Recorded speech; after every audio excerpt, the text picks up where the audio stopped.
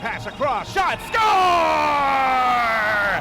Portillo puts the Gauchos in front. Curling with the puck now for Evelhoch. Shot through traffic, he scores! You can feel it building. Portillo across for Shin, shot, glove save by Norapez. Oh, that's an incredible save from Penn. Portillo throws the front, save, rebound, score! Justin Goleta! He a guy, a thumping hit. He's skating, Duncan Cadito, tip, save, rebound, score! Kevin Mooney gives the Gauchos the overtime win.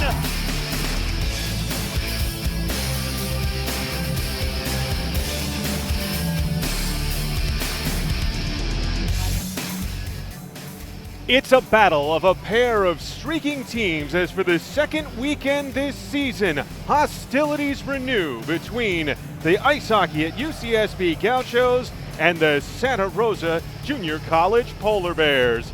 Well, hi everybody, and welcome to the Snyder Rink at Ice in Paradise in Goleta. As this evening, the Gauchos look to build on their two-game winning streak, taking on a familiar opponent in the Santa Rosa squad that they knocked off twice in the opening weekend of the season to pick up their first two wins in ACHA Division II action. Eric Evelhoch with Kyle Nicolas, as always, here on the Ice Hockey at UCSB Broadcast Network. And Kyle, what a game we have here. The Gauchos having won their last two, and the Polar Bears coming into today's contest having won their last four. It is a collision of two teams that are on absolute fire. For Santa Rosa, not the start to the season that they wanted. For the Gauchos, it wound up being the start to the season that they wanted, but it turned around very quickly as the Gauchos also suffered a rather large losing streak in the middle, as both of these teams have 4-game losing streaks on their record this season.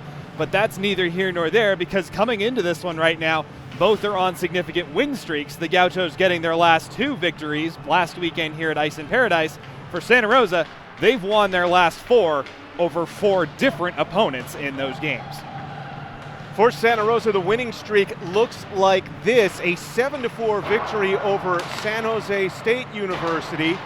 They also picked up a 3-2 win over Santa Clara, and then a demolition of UC Davis, as well as handling first-year ACHA and first-year college side UC Santa Cruz, a team that the Gauchos will see later this season, to put themselves on level 4-4 pegging as the Gauchos. Both these teams, Kyle, 4-4 coming into this weekend set. Both of these teams surely no love lost in a opening weekend series that saw each team get a player suspended for 4 games and saw Santa Rosa have their captain ejected from the second game of the weekend. And I think it's going to be a theme that will once again recur here in this weekend series. No stranger to either of these teams, the physical game, the hard-hitting, the bone-crunching, the take the body first, ask questions, and play the puck later mentality. The Gauchos, it was a little bit more prominent for them last season. This season, they're a little bit more focused on playing the puck, maintaining possession, and playing the skill game. But they're certainly no stranger to playing that bone-crunching physical game as well. And specifically, one player that the Gauchos are going to rely on this is going to be number 91 on the blue line, Dimitri Piagai. Piagai was up here looking for a scouting report, looking to see if there's anything different about this Polar Bears team from the opening weekend when the Gauchos won the first meeting 7-6, thanks to a 4-goal performance by Cooper Spears. And then UCSB taking advantage of the Polar Bears, playing their third game in as many days, winning going away 11-4 on the Sunday. But this is a different looking Polar Bears team, Kyle. Not only do you have the emergence of John Kashishian as the team's bona fide top scorer, Josiah Nickel, the captain for the Polar Bears, still certainly dangerous, but you also now have to contend with the return of, now healthy after being injured last season, Lane Beliveau, who had a superb freshman year for SRJC. And the story for the Polar Bears this year has been the balance of the offensive talent. For several years, they've been led more or less almost exclusively by the offensive prowess of Josiah Nickel. This year, as you mentioned, Kashishian has emerged as well, but there's also a few more names as well. Max Brownlee has been incredible for the Polar Bears this season, and they have also managed to get a little bit of depth in scoring from their blue line as well. So overall, this is a much more balanced team. It's an attack that's several lines deep, and it's something the Gauchos are really going to have a tough time contending with, especially considering this, for at least this game here tonight, they are already behind the ball and short 4 very critical players. That's right. For tonight's contest, the Gauchos will be without the services of Kevin Mooney, Kyle Mooney, Andrew Vieira, and Hunter Van Duzer. And Kyle, each of those are unique, specific losses for this ice hockey at UCSB team, but the loss of the Moonies for today's contest looms absolutely critical considering the fantastic weekend they had in the sweep over Santa Clara last time out. 3-2 winning in overtime on Saturday. Kevin wearing the hero's cape with the overtime winner. And then the 7-3 victory. Kevin and Kyle once again at times combining with Cooper Spears to take the game completely over. That will not be on the table for head coach Scott Hires and the Gauchos tonight. So they are going to be relying a lot more on their bona fide scoring talent of number 22, Cooper Spears. Now Spears, no stranger to having himself very good games against this Santa Rosa team, lest we forget his college debut, scoring 4 goals in that game, including the last gasp game winner with about a minute and a half left to play in regulation in that game. He is no stranger to playing well, and some players just seem to play other teams very well. He does also seem to thrive on teams that like to try to play the physical game because of his foot speed and his just elusiveness out there on the ice, his stick handling. He tends to dodge physical contact very well. But at the same time, the Gauchos missing 2 very pivotal defensemen. Andrew Vieira, smooth skater, smart puck mover, good on the power play, which the Santa Rosa team notorious for taking a lot of penalties, and the Gaucho power play already being a bit of a sore spot as it is a big loss, as is the depth on the blue line of Hunter Van Duzer. Yeah, Van Duzer's such a versatile player. He's been used as anywhere from a 3rd to 4th line center, as well as on the blue line, as we've seen. Reminds you a little bit of Christian Ockpish in that regard, being able to play kind of anywhere up and down the lineup. Well, and you mentioned Christian Ockpish. He was suspended after the first game between these two teams for getting into a fight off the ice with David Lundgren. Now, both of those players are going to be on the ice tonight, and you wonder if number 4 in white is going to come together with number 10 in the navy blue, red and gray. And that inevitably probably will happen. It is what happens with the nature of hockey games. And I mean, for Christian's sake, you kind of hope that they just decide to let that be water under the bridge, competition being what it is, you know, kind of let it slide at the end there as well. So hopefully for UCSB, they keep the level head, they keep their cool, and knowing the way that this game's going to go physically, be able to get a few more power plays than they give up. And Ockpish has been absolutely critical for the Gauchos in both of those aspects, Kyle, since coming back. 4 games played for the season. Remember, he had 3 helpers the first time these two teams met, but since then, 3 goals and an assist. He's had a point in every of the 4 games that he's played this season, including putting up 2 power play goals. So now, as we're under 2 minutes to go here before the beginning of this evening's contest, it's time to check out the center areas of focus. Kyle's keys for the game, brought to you by Center Ice Santa Barbara. Center Ice is a brand new hockey and figure skating retail showroom in Santa Barbara County. Located in Goleta, just minutes from the Ice in Paradise facility, it is the premier destination in Central California to find your hockey and figure skating equipment and apparel. Visit them at 7127 Hollister Avenue in Goleta. Call 805-770-7970 or visit them on the web at Center Ice SB, center spelled Ockpish style. That's Canadian, Centre. Kyle, your central areas of focus. Key number 1 to this game is going to be John Kashishian of Santa Rosa. Shutting him down is going to be immensely important. Now, we do know about the dominance and the ability to take over a game that Josiah Nickel has, and there's no question in my mind UCSB is well prepared for what Nickel is going to throw at them.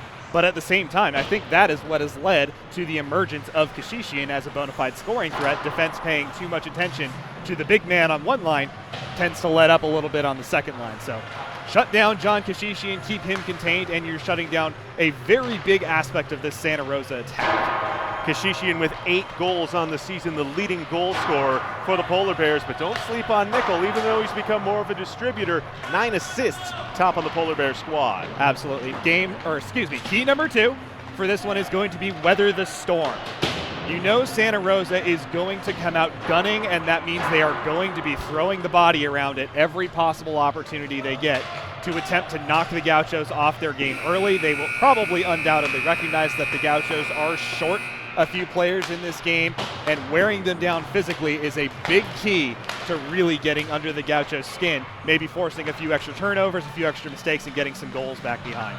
And key number 3. Key number 3 for me in this one is going to be the power play. UCSB has not had a lot of success with the extra man, but at the same time, they also really haven't done very well on the penalty kill either. So power plays going both directions are going to be my key to the game here in this one for UCSB. They need to be good. They need to be solid on the penalty kill, but also, especially considering that they are going to be short and they're going to be relying on the scoring prowess of Cooper Spears, as well as the offensive line with Justin Goldzer and Mitch Poliuso in this game for most of their scoring, they're going to need to capitalize on the opportunities that they get. Special teams will have to be special for the Gauchos, who will see goalie Matthew Colgrove for the first time. Colgrove, drawing his 4th start of the season for the Polar Bears, comes into tonight's contest with a 1-2 record in 176 minutes and 47 seconds played. Goals against average of 5.09 with an 87.3% save percentage. He earned the first win of the season for himself on the 28th of October against Santa Clara, a 26 save performance. He also posted 50 saves in his first start of the year in a 4-1 loss against San Jose State on October 21st. And of course, it is the inimitable Nora Penn who will look to Halton Zialis between the pipes for the Gauchos. She comes into tonight's contest making her 8th start of the season with a 4-4 record, a .535 goals against average that's been dropping, as well as a save percentage that's been climbing from 82.1%. We'll be back with the starting lineups as well as the start of this evening's contest between the Gauchos and the Polar Bears. You're watching Ice Hockey at UCSB on the Ice Hockey at UCSB Broadcast Network.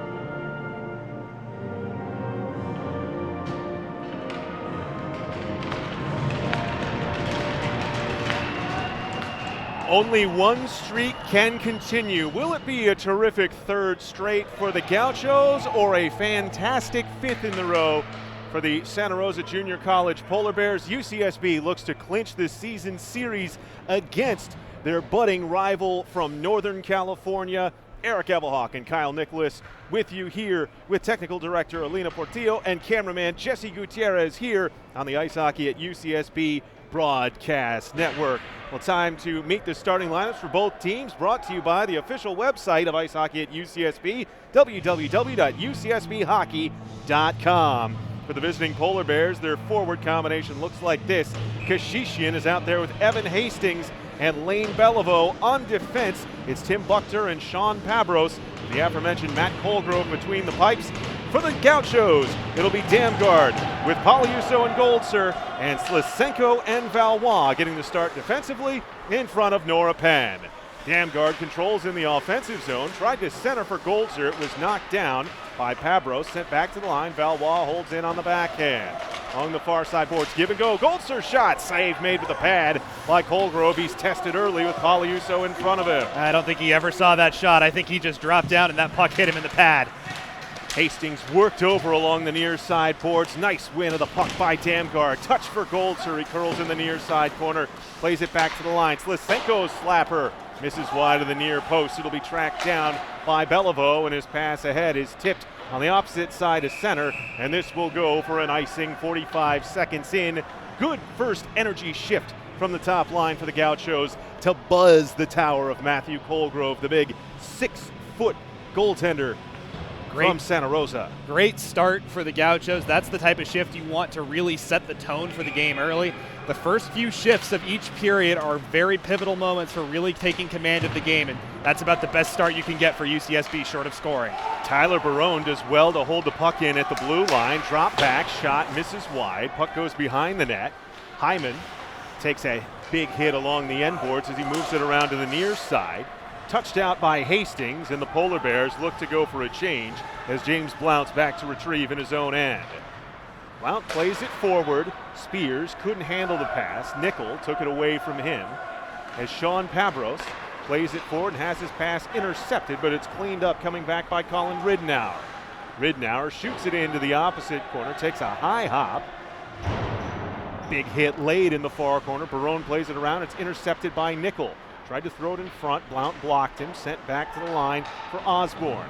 Osborne returned it deep. Piagai off a stanchion. Unable to get it out on the second try. Third effort. Able to move it forward. Spears silkily moves it to the near side. His shot is blockered away. Rebound tracked down and played back behind by Jag Lawrence. It'll be picked up by Tim Buchter. Buchter moves it to the line and held in, but back to Buchter. Tries a stretch pass. Nickel tips it forward, and Valois is back to retrieve. Plays around for Dominic Calcio. Calcio lost the puck to Nickel. Played back for Buchter. And Buchter, area pass off the far boards. No icing here. Is gathered in by Lundgren. Wheels around to the near side boards. Pass to the slot. Gets through. Shot save made by Penn, denying Denon. Polar Bears continue to look to pick the scraps here as the puck comes free for Hansen. Hansen loses it behind the net. Herlihy moves it for Calcio. And Calcio will use the near side glass and get it out. No icing here as the play was made on it at the line by Ridnour. Anyway, Jaguar Lawrence wins the puck for the Gauchos and plays it behind the net. Calcio gives chase in the far corner, but reversed for Ridnour. Ridnour spins it back along the far side. Slisenko on one try able to hold it in, but on the second, Lundgren able to get it out. Valois, area angle. No icing here as back to retrieve Kashishian. Mentioned in the pregame leading goal scorer for the Polar Bears, number 27 in the red and navy blue. Damgard carries in up the far side boards. He's stapled there by Ridnour. Played for Golzer, backhander, save made by Colgrove. Does well to hold the far side post and hold for a face-off with 16:28 to go in the first. And a good start for both teams in this one. Clearly both sticking to their guns and trying to play the game that they know best.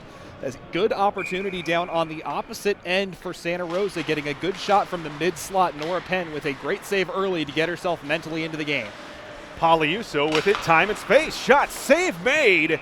Nice job holding it there by Colgrove, keeping it in the crook of the elbow and absorbing it for another defensive zone draw. And he had Jesper Damgard sniffing around looking for a rebound over right there, and no defenseman on him, so that was a pivotal save in order to get that one into the crook of the arm and make sure that it didn't drop down, or else Damgard would have had a wicked opportunity right from the side of the net. Defensive zone draw won by the Bears, but Damgard held it along the far boards for a moment, able to be got out for Max Brownlee.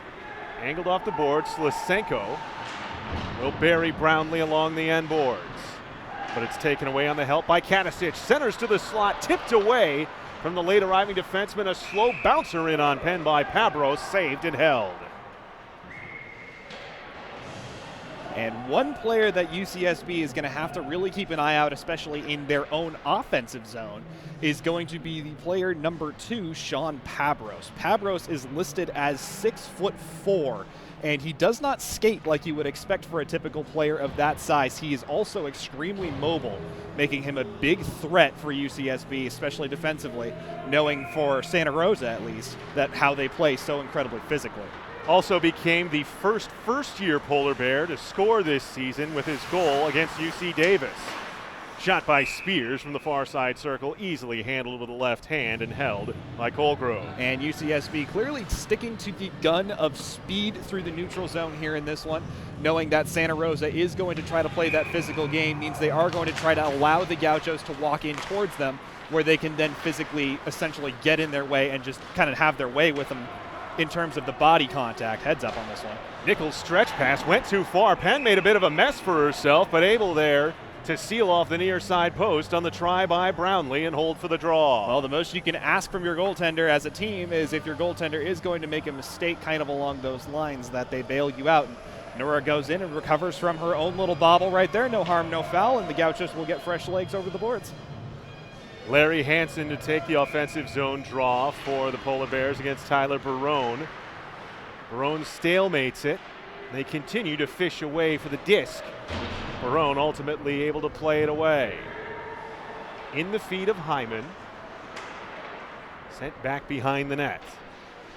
Blount. Area pass missed Spears.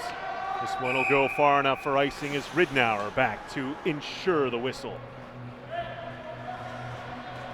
So what have we seen, Kyle, from the first 5 minutes or so here in the first period? I don't think anything too surprising, really, either way. UCSB, I think, does have the edge in the offensive depth department, even with the few absences that they do have on this line. But again, Santa Rosa playing the physical game, really gunning for the body contact to take defensemen and offensemen off the puck for UCSB. So expect them to start throwing the body around a lot more to generate some scoring chances. Shot from the line, blocked by Ockpish, sitting there in the slot.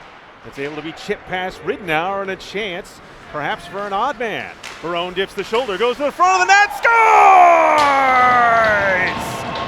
And the Gauchos take the early lead on a great individual effort by Tyler Barone. He seems so prone to just having those moments of sheer brilliance, and this was maybe one of his best. What a beautiful move, both in the neutral zone and on the fake, in order to turn the corner on the defenseman, and then just with a little tiny flick of the wrist, almost as though he was a wizard manipulating his wand just a little bit, just lobs the puck up and over. Not a hard wrist shot, but just a quick little chip up over the glove hand of the goaltender, and the Gauchos have a lead 1-0 early, and that's going to do a lot to establish some confidence. Giveaway in the slot. Kashishian couldn't get his stick to it.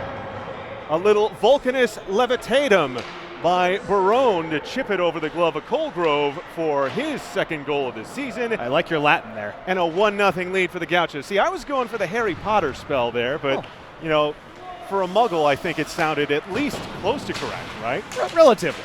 I don't know. Herlihy tries a jam play at the far post. The Polar Bears will just whip this back out into Penn's end. Kyle, the Polar Bears immediately able to get a chance between the circles for John Kashishian. The Gauchos very lucky he was unable to get good wood on it. I believe it was a turnover from Eric Valois as well. The Gauchos maybe a little bit lackadaisical with the puck in their own end on that one. Gives coaches gray hairs when you try to pass the puck through the middle in your own end unless you are 100% sure. Sent in front, great chance and an even better save by Colgrove on Herlihy. Puck along the near side boards, chip behind the net. Giampoli will give chase, but Lawrence wins the puck back to the line. Right slapper by Valois, just misses. The goalie's got his stick stuck in the side of the net. Lawrence throws it in front off the heel of the stick of Colcio. Chip past Lysenko, and Kashishian sprints over to the bench for a change. Colgrove able to fish his lumber out of the twine as Lysenko tries to get it deep into the end. He was blocked by Brownlee, and now Max will lead the Santa Rosa charge. Tipped into the zone by Buchter. The shot by Nickel missed the outside of the near post. Nickel with it again on his backhand, gives for Brownlee. He sends it wide of the glove side, held in by Pabros. Pabros backdoor feed for Brownlee, just missed him.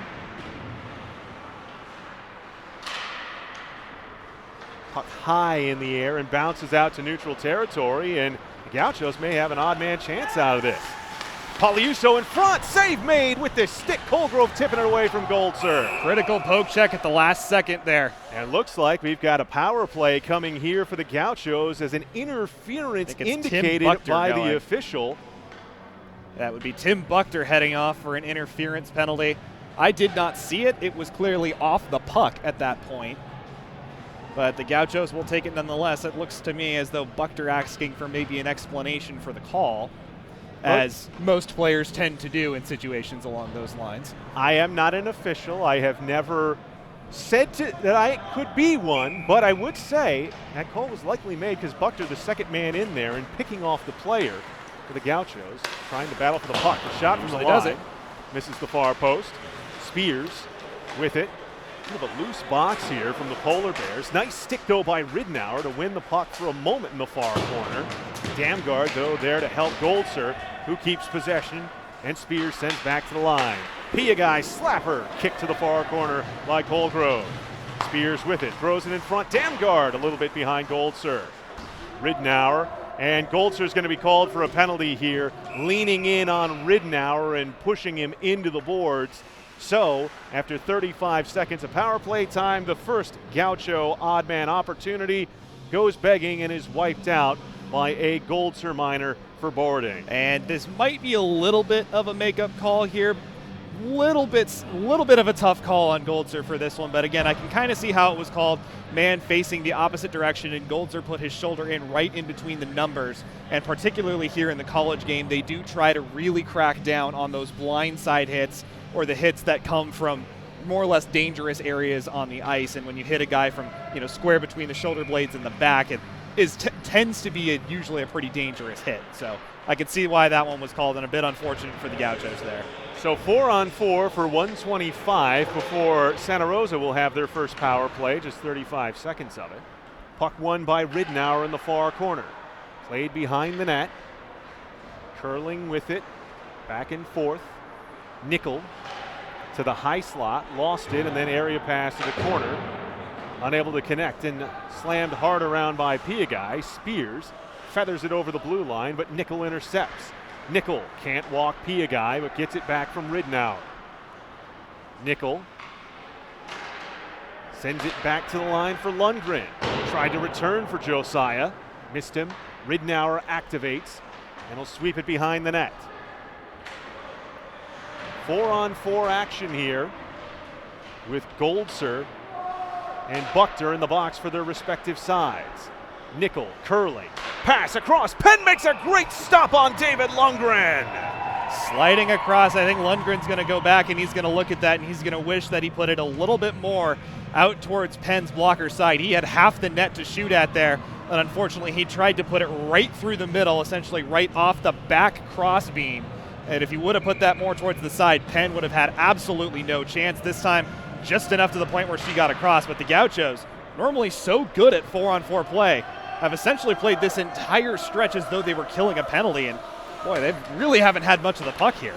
Pabros turns it over at the line. Slisenko's shot misses off the outside of the net. Pabros will wheel it around to the far side. Valois holds. Valois, shot high over the top. Tracked down by Damgard. Damgard out there with Portillo. Taken away by Katasic. Check that Kashishian. Kashishian for Pabros. Pabros angled it forward for Buchter out of the box. Missed him, and it goes for an icing. So 16 seconds remaining in the first Santa Rosa power play, and they commit the cardinal sin. Icing on the power play is a good way to make your coach not very happy with you. Some coaches go so far as to say you will do one ladder for every icing on the power play for their power play unit to make sure that they get those passes tape to tape when you have the extra man. There's really no excuse with the extra ice. Pabros, Buchter back for Pabros with Forechecking pressure from Hyman as well as Evelhoch. And the Gauchos able to clear off the first power play of the evening for the Polar Bears, abbreviated as it may be. Valois returns for Slisenko, touched it forward, and chipped up into the Gaucho bench off the stick of Lundgren with 10:06 to go in the first period. Barone's marker, the only on the board. For UCSB, a pretty good first penalty kill there, keeping most of it to the outside. Just need to keep an eye out defensively for those passes that are going to be going through the mid to low slot across the ice. They're the most dangerous passes to let through when you're killing a penalty. So for UCSB, just a little thing to work on here, hopefully, as the game goes forward. Lawrence off of a nifty pass from Piagai, sort of lacrossing it to him. Evelhoch wins it behind the net. Drags it around, his rising backhander catches back glass. Not a bad idea. He did have the goalie kind of cheating off the post just a little bit. Ridnour's pass can't connect with Zerbe, so the Gauchos drive it back deeper. Lawrence goes on the hip of Osborne. Polar Bears play it to the line, but not out. Lundgren looking for support, has Ridnour. Switched around for Zerbe, and Zerbe's area feed will be picked up and played forward. Lawrence, stick checked by Ridnour. Puck flutters up into one of two Polar Bear goaltenders on their bench. Santa Rosa bringing 3 tenders down here to Ice in Paradise this weekend. That's Steve Morton in the number 31 jersey, as well as Jacob Pavsek, number 33, who played the 2 previous meetings between these two teams. Also bringing some brand new jerseys on this road trip with them as well. And I have to say, from the early looks, I give them good ratings. Excellent, beautiful jerseys. Hyman holds at the line. Valois will backhand it for Barone. Goes a touch too far. Pavros plays it off the boards hard. Touch to the line, not out. Good hold by Okpish. Playing it to the area, but Kashishian comes up with it. Kashishian tries to stretch. It's intercepted. And offside goes Valois, just unable to strafe the blue. And so face-off coming in neutral territory with 8:39 to go in period number 1. Yeah, he saw his gap was closing just a little bit too quickly there. That's what happens when you kind of have to essentially slash skate along the blue line while you wait for your team to get onside. Also gives the defense a chance to line you up, and he had a couple guys that were waiting for him right as he was approaching the sideboards right there. So tried to make the jump and get Cooper Spears onside. Spears was just about a foot too far still. Josiah Nickel behind the net. Puck battle along the end boards. Has support in Katasic. Backhanded behind the net. Katasic. Nickel moves it along. Plays it back behind for Katasic. Katasic takes a hit from Okpish. Santa Barbara goes up the middle with it. Fluttering puck won't go far enough for ice. Forces Runge to make a play.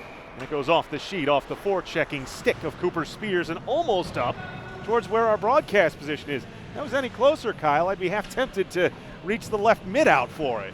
Well, if you had the glove on that left hand as well. Be a nice little souvenir for us up here in the broadcast booth. Normally when do we get to keep the puck? Is that how it works? I'm not sure at this level, but at least I would have had something for Chuck a Puck during the first intermission. You would have had a real one. The ones they throw at intermission are just little squishy ones. Poliuso on the draw for the Gauchos.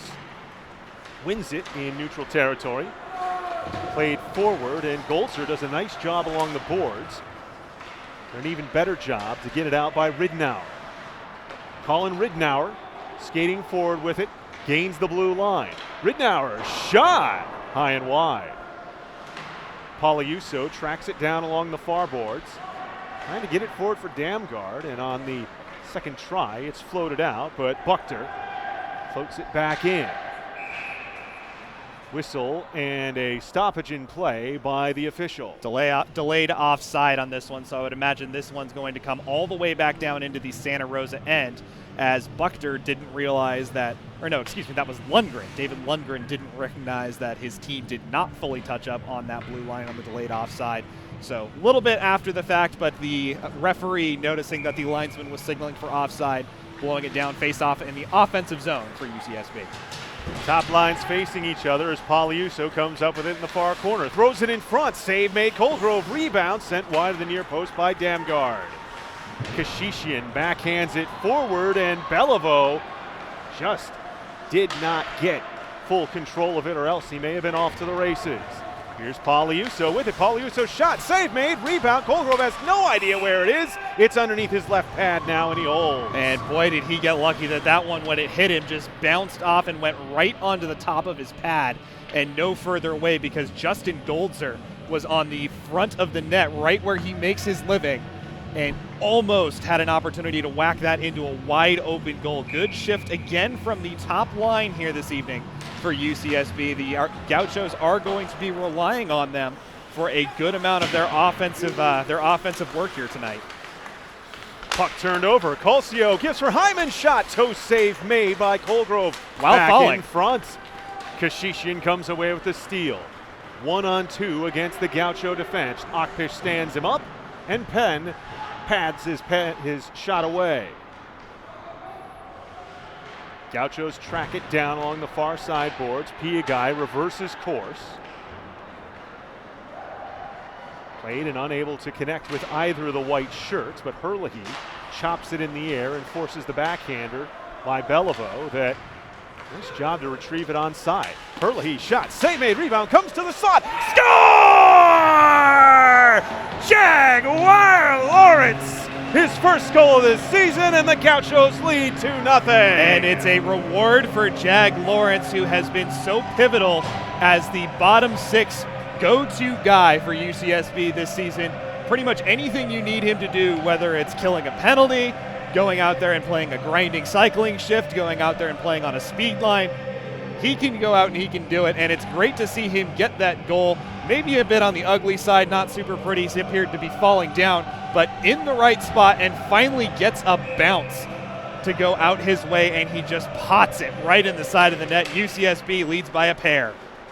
Compared to the bow ties he wears, anything is going to look ugly when he scores it, but he'll take it, and the Gauchos take a 2-0 lead. That's some pretty sharp neckwear he prefers. Spears looking for more off the shot save, tried to throw it back in front. Runge now will attempt to clear, and it's chipped forward. Brownlee lifts the stick of Hyman, plays it behind the net. Tried an area feed for Nicolas, it was stood up, and now Hyman popped up in the air by Ridnour. Nobody called fair catch. Play on.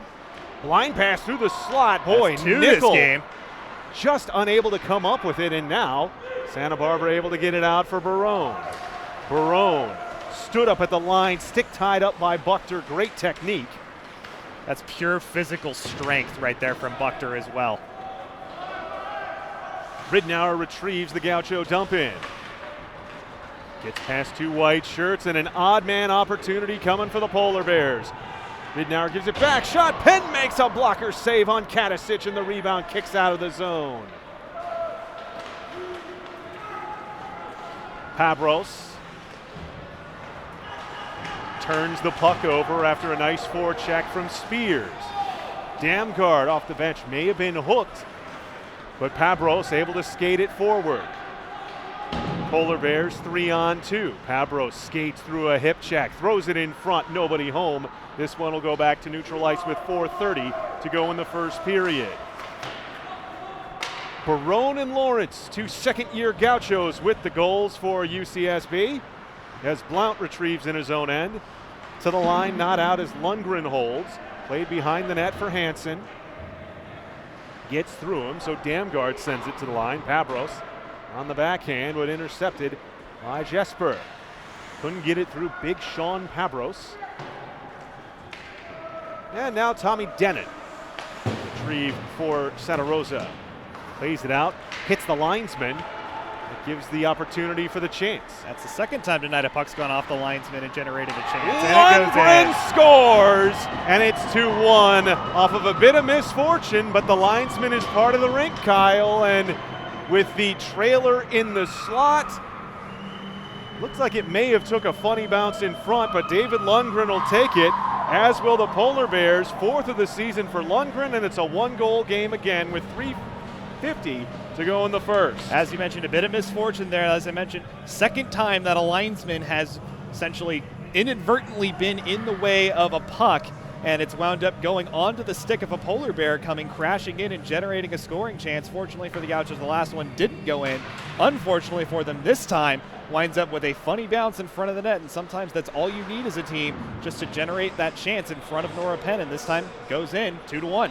First time in 2 weeks that Santa Barbara's given up a power play goal, and Penn cannot make the save. The rebound followed by Kashishin, and he taps in for a quick equalizer.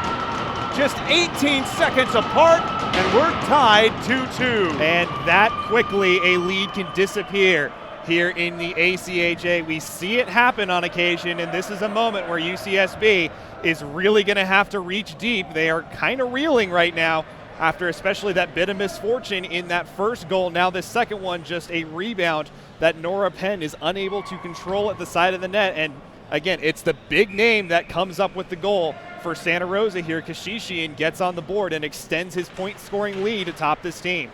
9th goal of the season for Kashishian. Game on, 2-2. Gauchos win the draw.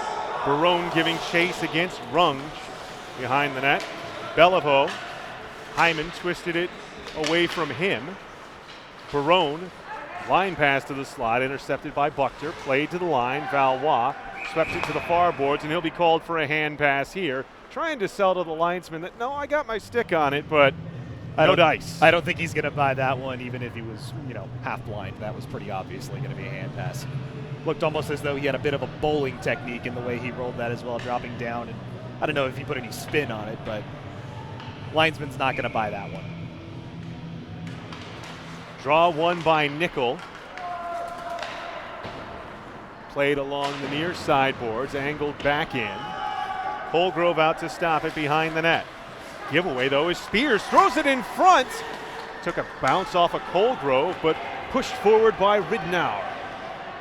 Ridnour stood up by Valois. Blounce, intercepted behind the net by Nicolas. Nicolas back to the line, gets through Derek Osborne. Osborne, Nicolas touched along the near boards, but feathered forward. Ridnour carries in far wing. Rolls in on Penn, and she'll eat it up with 2:18 to go in the first. So, bit of a bad break there for UCSB to give up those 2 goals so quickly. But for UCSB, I think it's fair to say that they've been the better team for the majority of this first period. They've definitely been the better team in terms of playing in the offensive zone, having far more time inside the Santa Rosa blue line, but maybe also at the same time guilty of overcommitting to the offensive zone a bit too much, because they have given up numerous odd man chances to the counterattack savvy Santa Rosa Polar Bear offense. Off the draw, Lundgren sends it behind the net. Goltzer comes away with it and able to bounce it back out into the Polar Bear end along the far side boards. They ping pong it back and forth as it's taken away by Kashishian. But a great job defensively to knock it away by Goltzer, and he plays it out off of Lundgren. Retrieving Pabros. Goltzer lays the body, but ahead comes Kashishian. He's got Lundgren with him, gets by the man. Penn makes a pad save. Lundgren kicks the puck free, then picks it back up along the near side boards. 2 white shirts pin him there. A third comes in. So there's additional blue shirt to help as Kashishian sends it back to the line. Pabros touched it for Lundgren. Off the glass. The Polar Bears work it deeper as Kashishian sends it behind the net, but it's picked up there by Poliuso. And Poliuso on his gallop. Nice stick move to get by the man. Drags around. Poliuso just couldn't pull the trigger at the moment of truth as we're under a minute to go in the first. And that's unfortunate for Poliuso. He had Colgrove off the short side post, and he had 1.5 feet to shoot at. He just couldn't get the handle. Colgrove, boy, he's having all kinds of problems playing the puck behind the net here as Valois holds in far points. Ridnour Touch pass forward and breakaway opportunity off of Ockfish. The draw, save, rebound, score. Josiah Nickel there to deposit the rebound to the Kadicic break, and it's 3-2 Santa Rosa.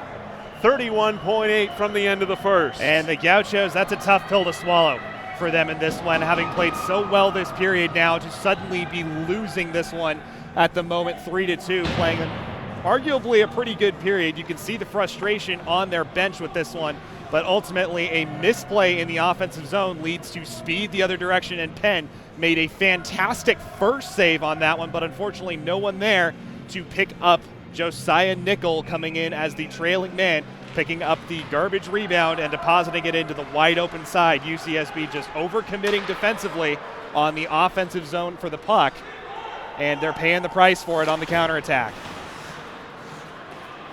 The end of this first period could not come sooner for the Gauchos. 15 seconds from it. Santa Rosa maybe trying to pinch another as the long shot by Penn patted away. Puck sitting near corner. Lawrence will skate it out to neutral ice.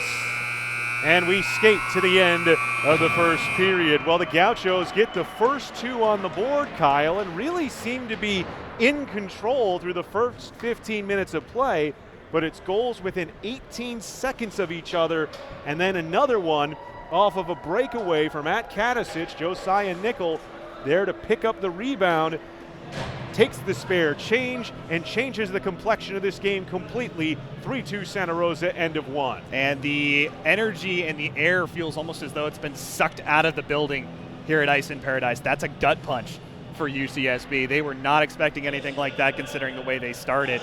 So much of the momentum, so much of just the excellent play in the offensive zone that the Gauchos were able to sustain for the first roughly 12-ish minutes in this game. That penalty that essentially negated the power play may be a little bit of a turning point, as UCSB was never really able to establish much in the way of some offensive zone pressure after that one. They did get, I believe it was the Lawrence goal after that fact, but you know, goals happen sometimes against necessarily the run of play, so not necessarily something unheard of. But for UCSB, this is a really big moment for them as a team. They have to go into the locker room. They've got to calm down. They've got to reset, and they've got to basically just get back to the way they started this game, because at this point, it's full confidence for Santa Rosa right now. Fans, you can skate and chill with DJ Darla B. 3 dates coming up, November and December here at Ice in Paradise. Mark your calendars for Friday, November the 18th, Saturday, November the 26th, and then Friday, December the 30th. Skate to the rhythm of DJ Darla B, voted Santa Barbara's best DJ by the Santa Barbara Independent.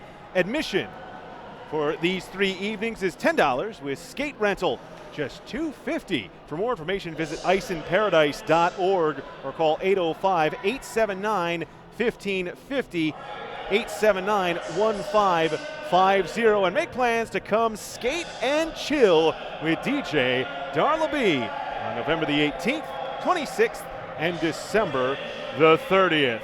Well, as the Chuck-a-Pucks are being cleaned up, we're going to take a brief moment to clean ourselves up here on the Ice Hockey at UCSB Broadcast Network. The Gauchos looking to do the same, trailing it 3-2 here at Ice in Paradise. Back after a brief 5-minute break on your home for Gaucho Ice Hockey, the Ice Hockey at UCSB Broadcast Network.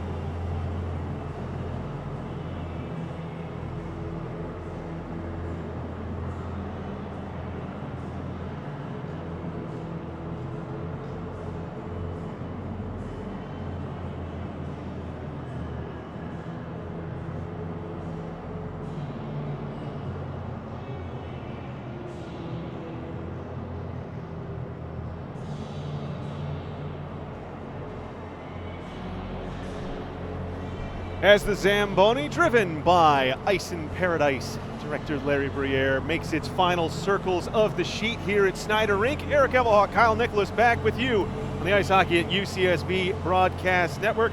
Time to take a look at tonight's first period scoring summary, brought to you by the suite of sweet social media locations for Ice Hockey at UCSB. Like on Facebook, facebook.com/icehockey at UCSB. Follow on Twitter at UCSB Ice Hockey. We're on Instagram as well, UCSB Ice Hockey. Well, for the Gauchos, they got the first of the game at the 5:08 mark.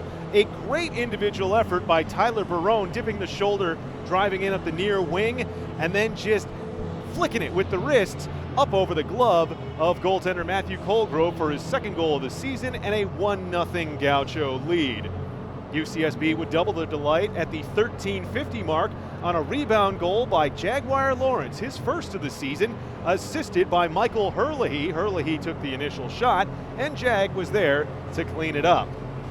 However, Santa Rosa would score the next 3 goals of the period, including 2 within an 18-second stretch. At 16:10, David Lundgren took advantage of the puck hitting a linesman in neutral ice, then going the rest of the length of the sheet and backhanding it near post past Penn. And then 18 seconds later, it was John Kashishian tapping in his own rebound after the Gauchos got caught running around in their own end, losing Kashishian in front. And perhaps the biggest gut punch, the goal at the 19:29 mark, as Josiah Nickel was there to knock in the rebound of the Matt Katasic chance to make it 3-2, where we stand at the end of the first period, heading in to period number 2. First period scoring summary brought to you by Ice Hockey at UCSB's social media presence. Like at facebook.com/icehockeyucsb. Follow at UCSB Ice Hockey on Twitter, and enjoy on Instagram, UCSB Ice Hockey. It is follow on Instagram. Thank you for the nomenclature, Kyle. I appreciate it. And a little bit of an apologies for our stream here during the intermission. We had a bit of a technical glitch that we have resolved, so everything should be up and running just fine. Again, apologies if you had your stream feed die during the intermission on that one. So you didn't miss anything. You didn't miss anything. It was very appropriate that we decided to take the break when the technical difficulty actually decided to happen. So I guess if there has to be a best time for it, that's not a bad one. Now, you've actually had people tell you, Kyle, that we should just shh some during the intermissions? I've had a few people tell me that. So then again, it made things a little bit easier. It worked out this time, did it not? Absolutely. It worked out perfectly here. Well, let's hope the Gauchos work some things out during that first period intermission, Kyle. What do you want to see from them, considering they now trail this game by 1 after it looked like, for the vast majority, all intents and purposes, that was a pretty solid first period that they played? It was a solid first period that they played up until roughly about 14-ish minute mark, somewhere in that area, 14 to 15 minutes.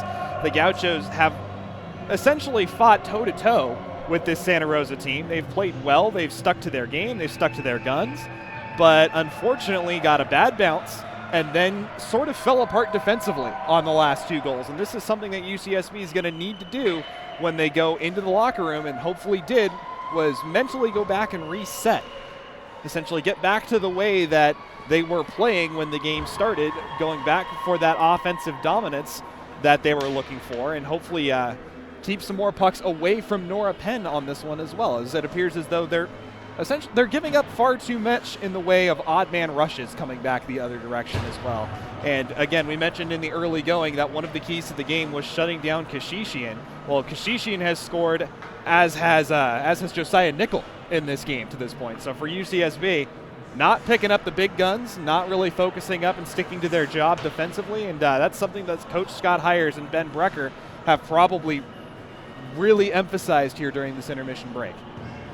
I'm reminded as well, Kyle, of your second central area of focus, courtesy of Center Ice Santa Barbara, sponsor of the keys to the game from Kyle on the web at Center Ice SB. Center spelled the Canadian way, C-E-N-T-R-E. Call them at 805-770-7970. Weather the storm. Well, the storm didn't come at the start of that first period. The storm came over the course of the final 4 minutes. Storm over the final 4 minutes of that game, or over the course of that period, I should say. And for UCSB, just appeared as though they kind of weren't ready for it. They came out strong. They came out hard. They did what we have come to more or less expect from them when it comes to the starts of their games, but they haven't been able to hold it, or at least they weren't able to hold it through the end of the period here. So hopefully they've gone back in. Hopefully some of that frustration of the way that period ended has sort of died off and turned into a bit of motivation here for UCSB as they get ready to start here at the second period. Looks like they have the top line coming out to start this one off. Jesper Damgaard centering Justin Goldzer and Mitch Poliuso. Those Santa Barbara starts that you talk about coming into tonight, outscoring opponents 16-11 in the first period. However, they've been outscored by a 17-13 margin in period number 2. Can ill afford to have that trend continue, trailing by 1 against Santa Rosa. Jesper Damgaard stood up at the red line, diving effort, and the puck held in by Brownlee. Lost it. Damgaard able to bounce it back out. Buchter with the attempted play on it, so Colgrove out to settle it down for him. Poliuso let it go through him, and Polar Bears able to skate it out center. Puck played by a high stick by Valois. Tracked down and played behind. Funny bounce off the end boards. Penn didn't like it, so she'll just freeze it herself at the far post, 50 seconds played. Never a bad thing if your goaltender does not like the way a puck goes in off the boards, off the post, anything like that. And if there's no one around, hang on to it until you are secure with it and you can pass it away without risk. So good decision from Penn. Just hang on to that one, take the face off, and let her team react as well as get fresh legs onto the ice. Barone wins the defensive zone draw for the Gauchos. He's got 1 of 2 goals. Shot from the point, save made by Penn. Ridenour with a nice heavy wrister from the far boards, but Penn looks like she took that at probably the middle of the sea of the Gaucho text, descending from right to left across the chest. Barone stalemates the draw and enables the carry out, and Hyman up the near board. Slap her over the blue line off the lip of the glove of Colgrove. I think that was closer to bouncing over and in than Colgrove would like to admit. Guy held in by Lundgren at the far point. Guy chips it to the near boards. Remember the Gauchos without the services tonight of Kevin and Kyle Mooney, as well as Andrew Vieira and Hunter Van Duzer. For Santa Rosa, it's Jackson Waldron, as well as fourth goalie Miles Kellum, who did not make the trip down from Northern California. It's like there's still a lot of water on the sheet here as the puck's just sort of dying behind players. There's a Spears unable to come up with it as Kashishian over the line. Kashishian shot off the stick of Guy. He tracks it down and plays it for Lundgren. Lundgren back for Kashishian. Through traffic, Penn makes the save. Maybe Evelhoch got a tip on it. Lundgren leaves it for Kashishian. Barone took it from him. Around behind for Blount. Cooper Spears, leading goal scorer for the Gauchos. 8 goals in 8 games. He's skating with Barone right now. Wonder if that's a line change or just in the midst of. Spears looking to retrieve near side boards. Given the gentlest of nudges. Kashishian. Puck poked free by Hyman. For Kashishian, able to work it forward for Evan Hastings. Hastings lost it out. Portillo takes the hit, works the puck to the blue line. Still a delayed offside on here. Has Barone back to get it and plays forward off the heel of the stick of Lawrence. But Jag, first goal of the season with it. Tries to drag it out front. Stubbed it wide of the near post. Held in top of the far circle by Portillo. Gets it through the defender. Lawrence is looking for Evelhoch. Found Nicolas instead. He's able to roll this one out. In on Nora Penn. She'll freeze it up with Matt Kadicic bearing in on her with 16:36 to go in the second period. Tentative start to this one for the Gauchos. Really still look like they're reeling a little bit, kind of lost their nerve, lost their confidence after that stretch at the end of the first period. Completely the opposite for Santa Rosa. Santa Rosa coming out just exuding confidence. They are moving the puck as will. They are going where they want on the ice. They are throwing the body around and doing everything that makes them a competitive team. UCSB really not looking like they know what to do in order to respond. From the line, Osborne's shot hit Lawrence, and Jag now with a chance on the breakaway off the Corum. Score! Second of the game. Lawrence fast as a Jag and ties it at 3. And this is just a bookend play for Jag Lawrence that is going to make Coach Scott Hires smile so big internally. It's not going to be external. Coaches never do that sort of thing, right? But for this one, Jag Lawrence blocks the shot at the point, makes the bodily sacrifice defensive play, and gets the fortuitous bounce that sends it out of the zone, throws on the Jets, uses that textbook trademark speed that we know he has, and just buries it past a helpless Matthew Colgrove on the breakaway. For Jag, a long overdue performance here this evening, now with 2 goals on the night and 2 goals on the year. Cleared in over the top of Colgrove and over the top of the glass, so the faceoff comes up in neutral territory. Jaguar Lawrence now with 6 points on the season. A young engineering major who captained the Channel Islands Riptides, 18 AA national champion. And somewhat of a local boy as well, listing himself as the hometown of Newbury Park, which I believe that's your neck of the woods, Eric. Indeed it is. Lundgren carries forward for the Polar Bears. Rid to the boards by Damgard. Stick battle for it in the corner. Lundgren played behind the net, gets the return feed, skies it over top of Penn, but played forward for Poliuso. Don't think she ever saw it. Poliuso undresses Ridnour, shoots, and the defenseman able to deflect it, sliding on his stomach. Runge sends it up into the stands for the face-off in the offensive zone for the Gauchos. Good bit of skill there from Poliuso. Who says he's got the hands of a pure power forward? He can dangle right up there with Cooper and the Mooney brothers. I think it was you who said he's got the hands of the power forward. Well, he is very much a power forward here for UCSB. Not afraid to barrel his way to the front of the net and use the physicality to not only anger opponents but to score goals. But he's got some dangles on him as well. More trouble with the stick for Colgrove as the puck was centered by Barone, but skated forward by Evelhoch. Good dodge on that hit coming from Pia guy too. Puck tipped for Greg Hyman, plays forward for Barone. Barone and Spears, 2-man game. Spears got through the check. Spears shoots, saved by Colgrove. Hyman tracks down the rebound. Back for Cooper. Spears on his backhand. Throws it in front. Colgrove the save. Rebound. Tried to stuff at the near side post by Hyman, and Colgrove steered it off. And he took a shot to the chest from Tim Buchter, but he still stands upright and says, "Is that all you got?" Just throw the chin out there just a little bit more. See if he'll maybe take a second shot at it. You know, we see forwards, a lot of guys, especially guys like Corey Perry, Jeff Carter, guys who like to go in there and dig away and maybe take an extra stab at the puck when it's under the goalie. And then lead with the chin a little bit. Maybe see if the defenseman takes an extra shot and then gets a couple minutes in the sin bin for protecting the goalie, get him a power play opportunity. Hyman scored his first goal of the season last week. It ended up being the game-winning goal in the 7-3 victory over Santa Clara. Well-deserved goal for Hyman.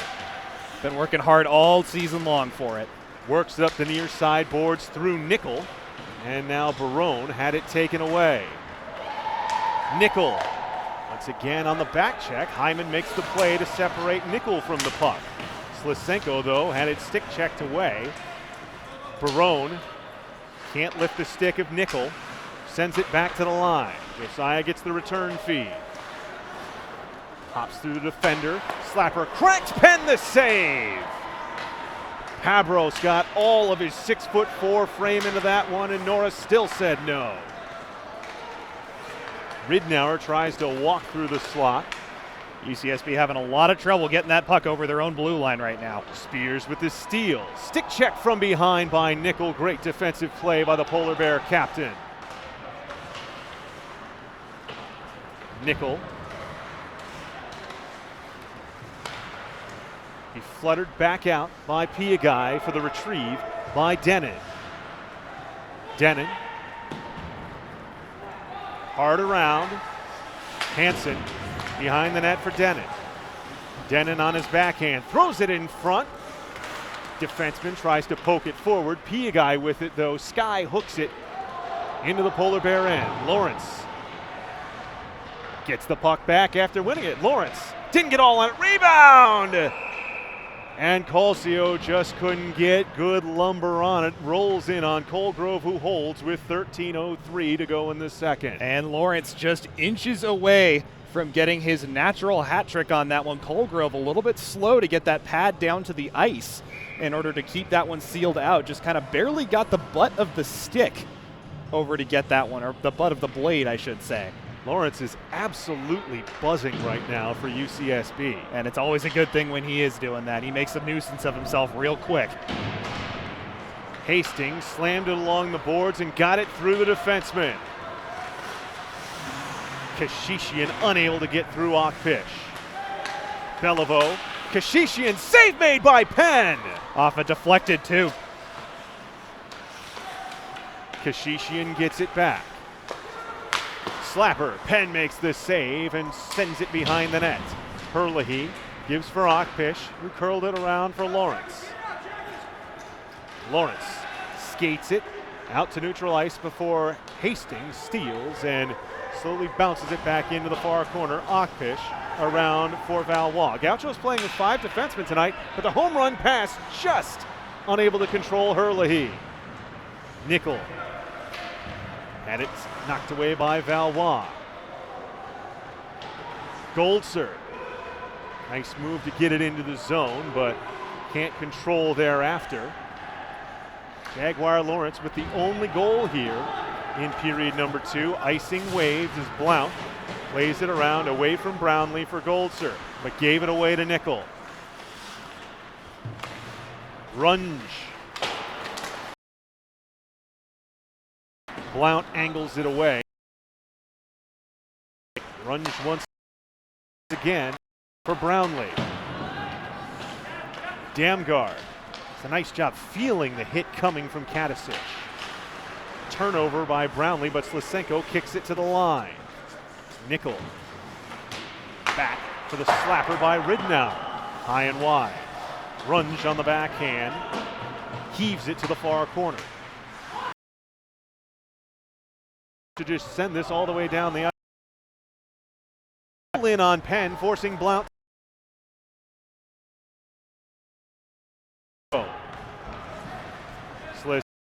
Guard. The shot. Chase. Boards by Hansen. Hold. Couldn't get it. Lundgren. Barone. Poke checks it away.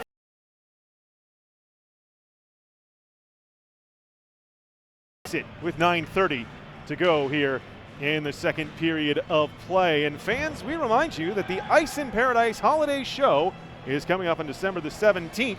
2 shows, one at 12:30 and one at 5 p.m., featuring world-class skaters as well as those members of the Ice in Paradise Skating School.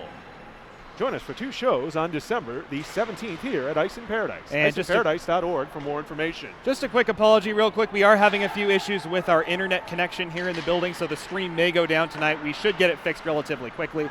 It is up and running right now, but for those watching at home, again, if it does die down, just stay with us real quick. It will be back in just a moment. Piagai's shot from the line, gathered in by Colgrove, and Gauchos really seen, Kyle, that after that goal from Jaguar Lawrence, they have picked their play up to a significant degree now that we're back and tied at 3-3. It appears both teams seem to have a bit of their confidence back here in this one. Santa Rosa definitely not backing down, recognizing that UCSB maybe not necessarily, that they definitely haven't pulled away with this one, that's for sure. And Santa Rosa matching them stride for stride, toe for toe right now at this one. So got a big, good old slugfest, I guess you can say, in the metaphorical sense currently at the moment. Lawrence tries to weave through 3. Taken away. Piagai had it hop his stick. Beliveau, backhander. And Valois makes a great play.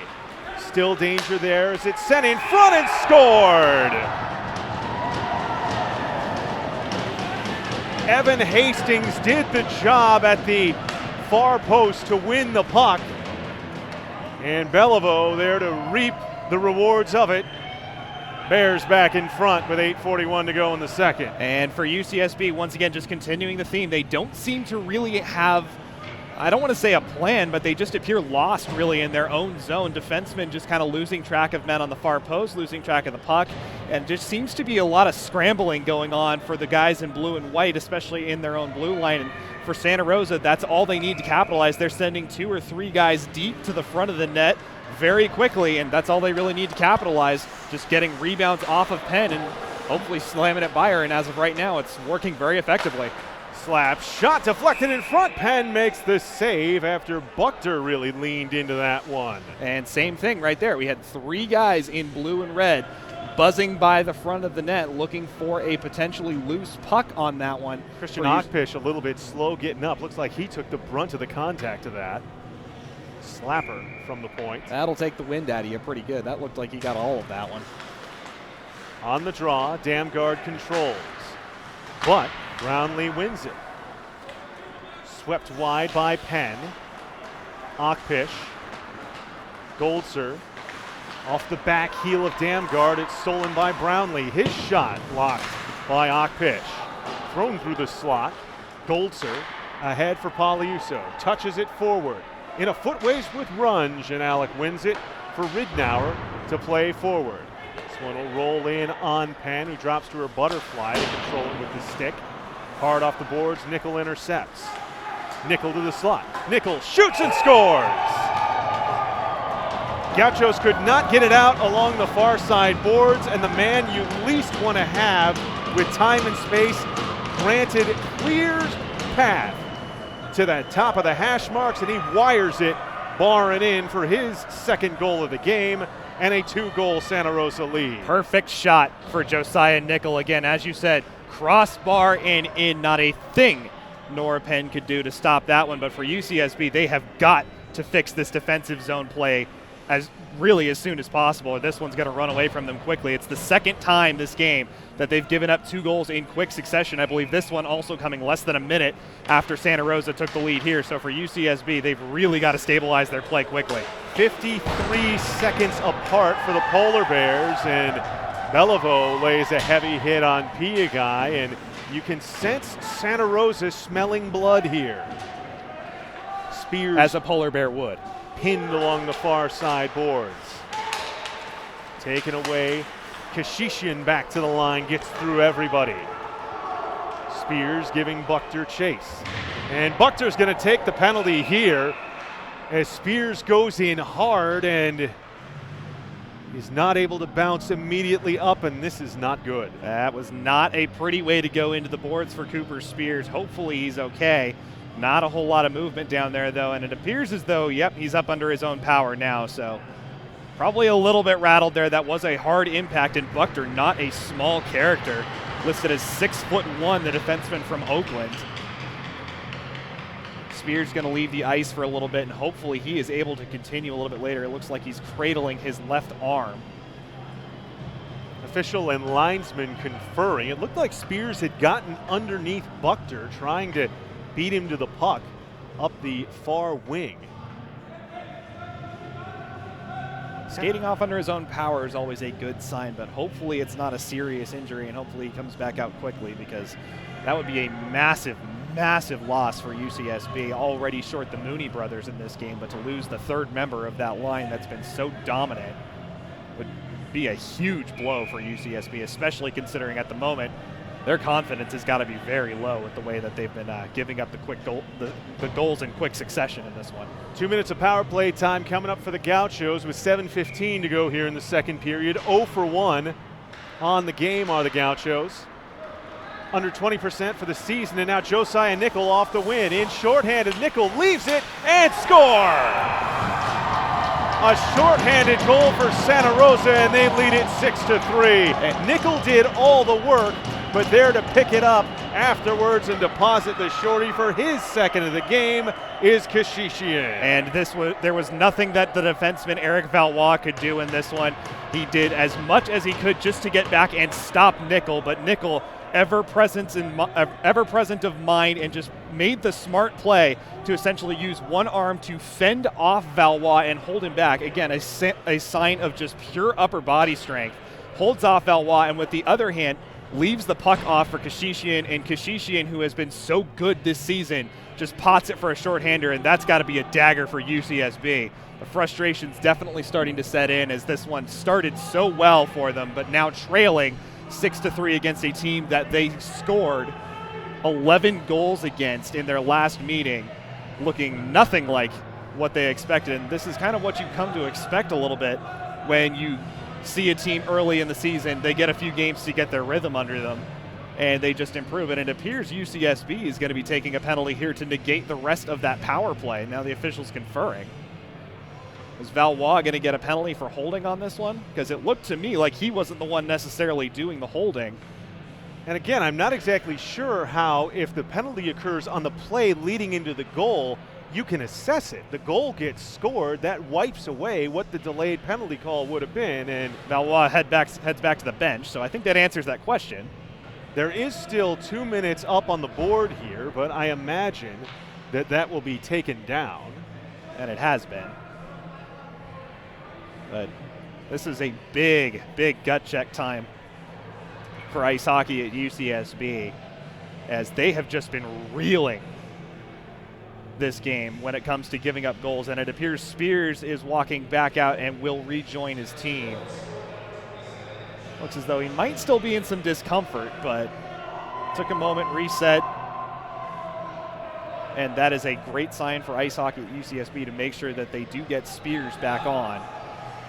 Officials still conferring, still not 100% sure what's going on here. 10 goals this season for John Kashishian. Both he and Nicolas have 2 goals this evening for the Polar Bears. Nicolas, as it stands right now, sitting on a 3-point night. He also gets the helper on that shorthanded tally. When it comes to your best players being your best players, Santa Rosa is definitely getting the performances they need from their top guys, and really all through the lineup as well. Santa Rosa appears as though they brought their entire team down here to Santa Barbara for this one. Just Jackson Waldron and Miles Kellum unable to make the trip from north of the Bay Area. So most of their team is here, and you know, this being student organizations, these are student clubs, student athletes, we oftentimes see the difficulties of traveling over longer distances. Sometimes it's not necessarily possible to bring your entire squad, especially over a longer distance coming from Santa Rosa, which is north of San Jose, all the way down here to the Central Coast. It's a good 4.5, 5-hour drive, but still bringing the whole team with them. And boy, they have really just dominated this second period. UCSB appeared to get a little bit of their swagger back after that Jag Lawrence goal, but boy, since then they have not got much going. Santa Rosa reset. They've been dominating both blue lines right now in the territorial battle, and it has paid dividends, and UCSB just has not appeared to have any answer for this one. Looks like it is a rules argument that is going on here between the officials and the two teams. I think the question is, does the penalty get wiped if the goal is a shorthanded goal? And I think the ruling has been that it does not. So Valois back in the penalty box. That is a huge, huge turn of events in this game, as I saw head coach Blake Johnson for Santa Rosa pull out his smartphone and show it to the official. So now a minute 50 of 4-on-4, the Gauchos' second power play of the game, is only for 10 seconds as Akpish can't pull the trigger. Heavy slapper Barone kicked up into the banners for the teams here at Ice in Paradise.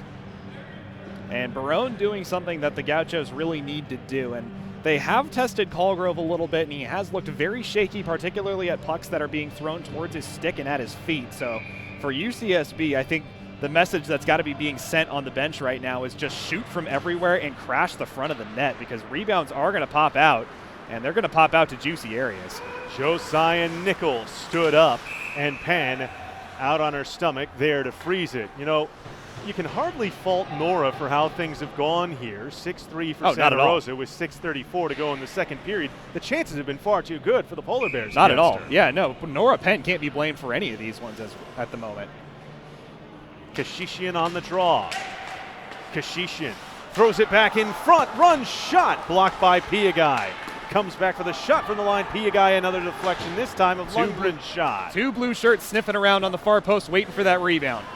Nickel back to the line for run shot. Save made by Penn.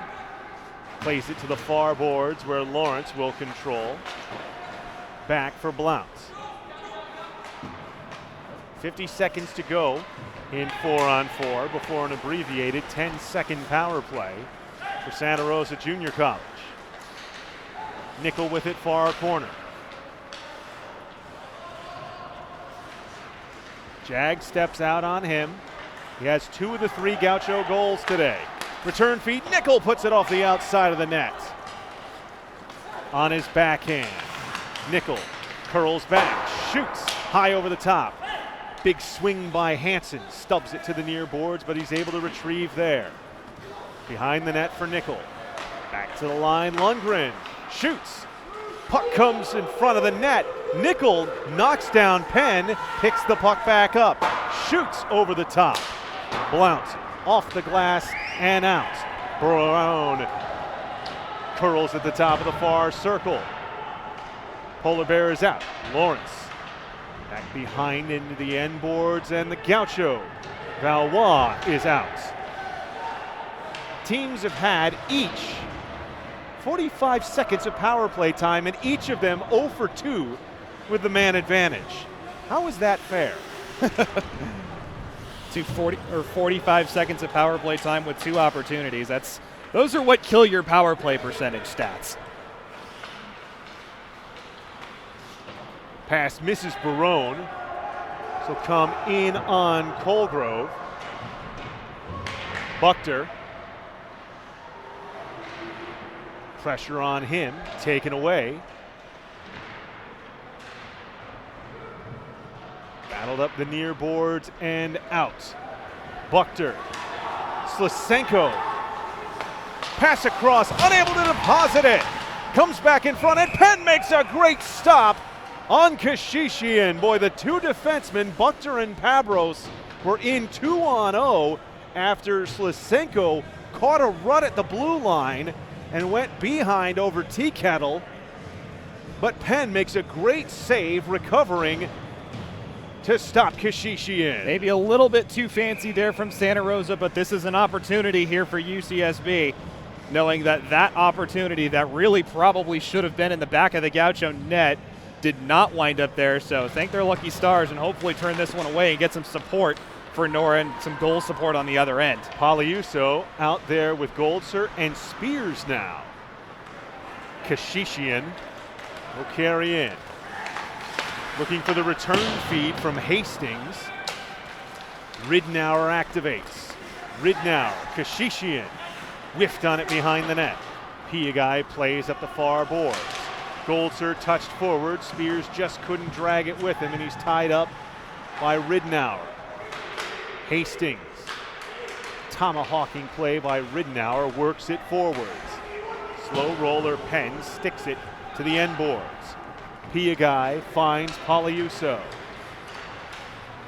Stood up at the red line, but able to get it through Labroucherie. Gives back for Goldser. Takes a heavy hit from both Buchter and Labroucherie. Valois held the line once. The Polar Bears possess. Buchter with it. Kicks it, skate to stick, plays it off the end boards, looking for himself. Piagai angled for Damgard. Damgard hit down from behind by Denon, and the Polar Bears take over in their own end. Angled for Denon. Denon across the slot. Damgard intercepts and clears out where Buchter picks up red line and just hammers it back in. 2:35 to go in the second period. Damgard. Slashed on the hands by Nicolas. Had to drop the stick and double over to draw the call. But as he heads to the bench and immediately looks for the attention of the medical personnel with 2:27 to go here in period number 2, perhaps on their third power play of the game.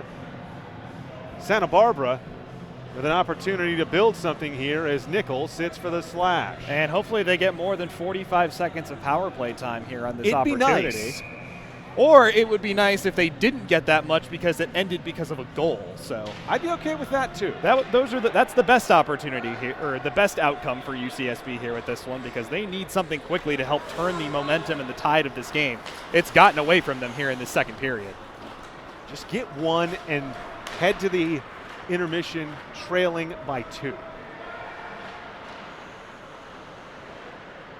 Cosio along the end boards. Returns for Lawrence. Back for Dominic. Cosio to the line. Akpish fires, and a save made by Colgrove. That's too easy with a wrister from the top of the near circle. Also no traffic in front of him, so he had a good sight line of that puck as it came right in towards him, and it's a relatively routine save, relatively high off the ground, just enough to get the chest behind it, get the glove down, cradle it, no rebound. The Gauchos are going to have to get a better shot on him than that. Barone on the draw. I believe that's Kashishian out there facing him. Barone wins it for Cosio. Tries the return feed, and it's intercepted. Kashishian knuckleballs it into the Gaucho end. Bounce for Cosio. Cosio, stick checked away by Kashishian. Buchter around behind his own net. Skates through 3 white shirts and pushes it forward. Lundgren curls far corner. Gets through Hansen, but he picks it up at the point. Bounces it behind the net. Lundgren angled away by Blount for Cosio. 45 seconds to go in the power play. Lawrence up the near boards into the zone. Lawrence drips the shoulder, tries to go near post. Throws it back across the slot, nobody home. Evelhoch stood up by Buchter. Sent to the line. Barone takes the return. Pass back for Akpish. Shot through traffic. Hit the post. 15 seconds to go in the power play. 45 to go in the period. Evelhoch curls. Evelhoch walks. Evelhoch shot. Deflects. Up into the netting. 7 seconds remain in the power play, 34.5 in the second. And that's kind of how it's been all season long for UCSB on the power play. Several good-looking attempts, but coming so close and ultimately coming just short, this time hitting the post on the power play for UCSB. Admittedly not necessarily the best-looking power play, giving a lot of control over to Santa Rosa for that one, including another shorthanded chance the other way. But again, that's just the danger of John Kashishian when he's playing shorthanded. Evelhoch hard behind the net. Hyman gives chase, but the power play is over. Nicolas out of the box. Brownlee shot deflects off the defenseman. Evelhoch along the far side boards, engaged with Katasic. Curled out, played back in, offside by the Polar Bears. Under 10 seconds to go. As Hyman stood up at the line. This one just chipped out. Piagai will hammer it off the near boards for Hyman to chip into the Santa Rosa end. And so ends the second period of play. Well, the Gauchos entered the middle frame, trailing by 1, able to tie it at 3-3. But after that, it is again Santa Rosa with a couple goals in quick succession just past the midway mark of the period that really changed things up for the game. And again, UCSB not responding very well to giving up that goal, just immediately giving one up again very quickly. So something that the coaching staff is really going to have to work on the team with here. They're going to have to find some sort of way to get these guys inspired and get them up and essentially ready to go here for this third period. The Gauchos looked flat for the large chunk of really the end of that second period, not necessarily a whole lot of energy.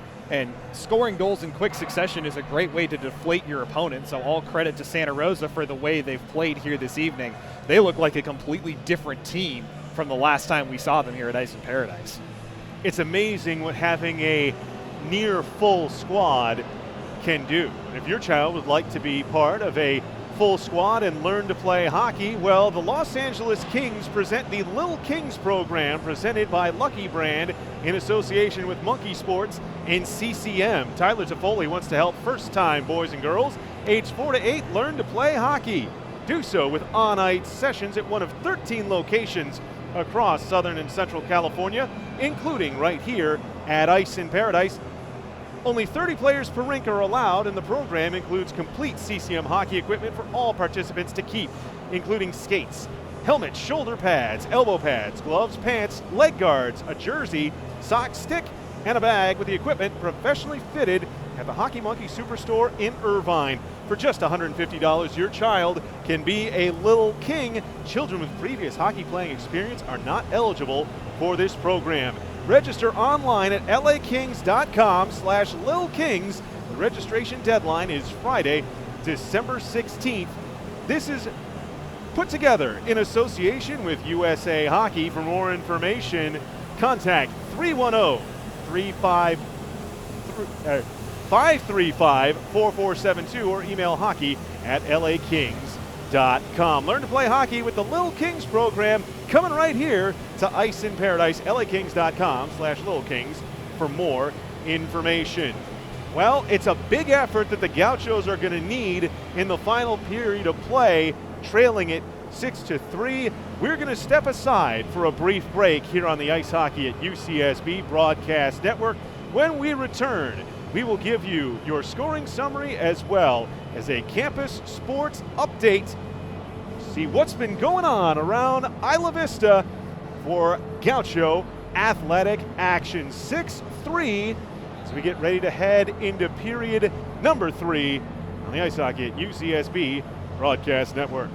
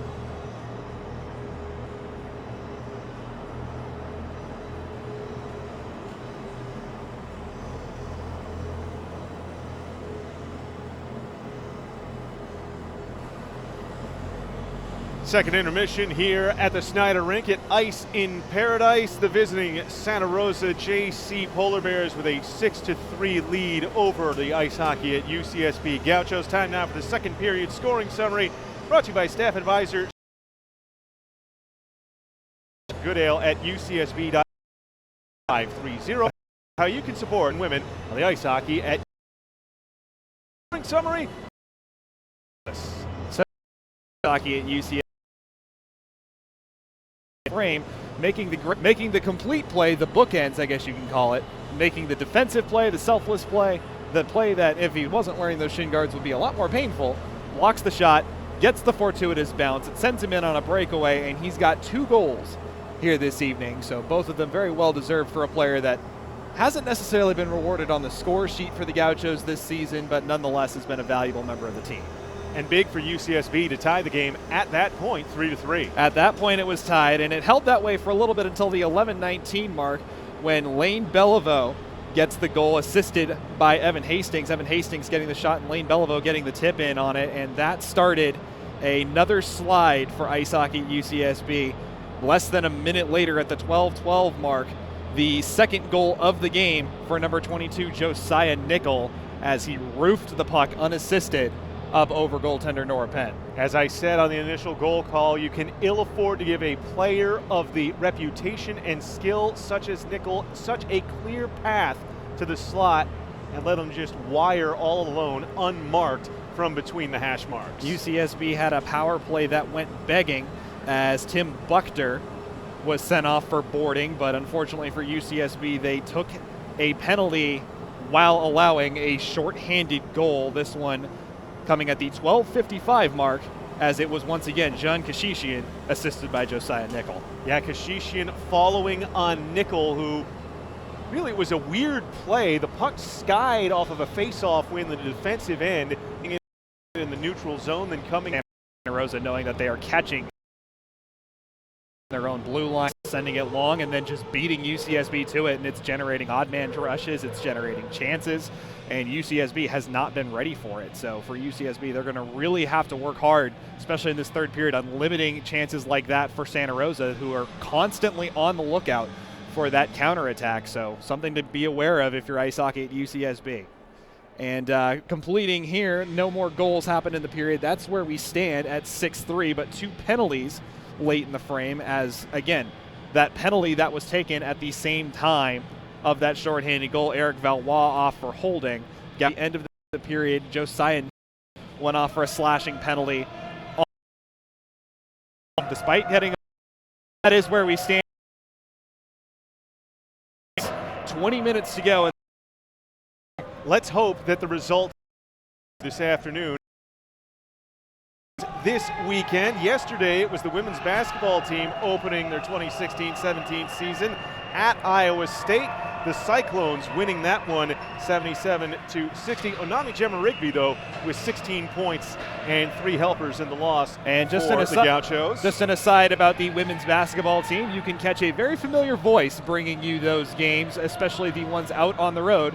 My broadcast partner and good friend Eric Evelhoch is the away radio voice now for the UCSB Intercollegiate Athletics women's basketball team. Also yesterday for the Gauchos, it was victories for the women's volleyball team, 3-1 against Cal State Fullerton, and the men's water polo team completed an unbeaten run through the Gold Coast Conference with a 10-8 win against Pepperdine. Today, the men's basketball team dropped their home opener against University of Nebraska Omaha 74-60 at the Thunderdome. Coming up at 7 p.m. tonight, women's volleyball hosts UC Riverside, that also at the Thunderdome. Later this week, Tuesday, women's basketball has their home opener against Pepperdine, 7 p.m. tip at the Thunderdome. Men's basketball team hosts University of San Francisco on Wednesday at 7 p.m. Thursday and Friday, men's and women's swimming are down in East Los Angeles at the A3 Invitational.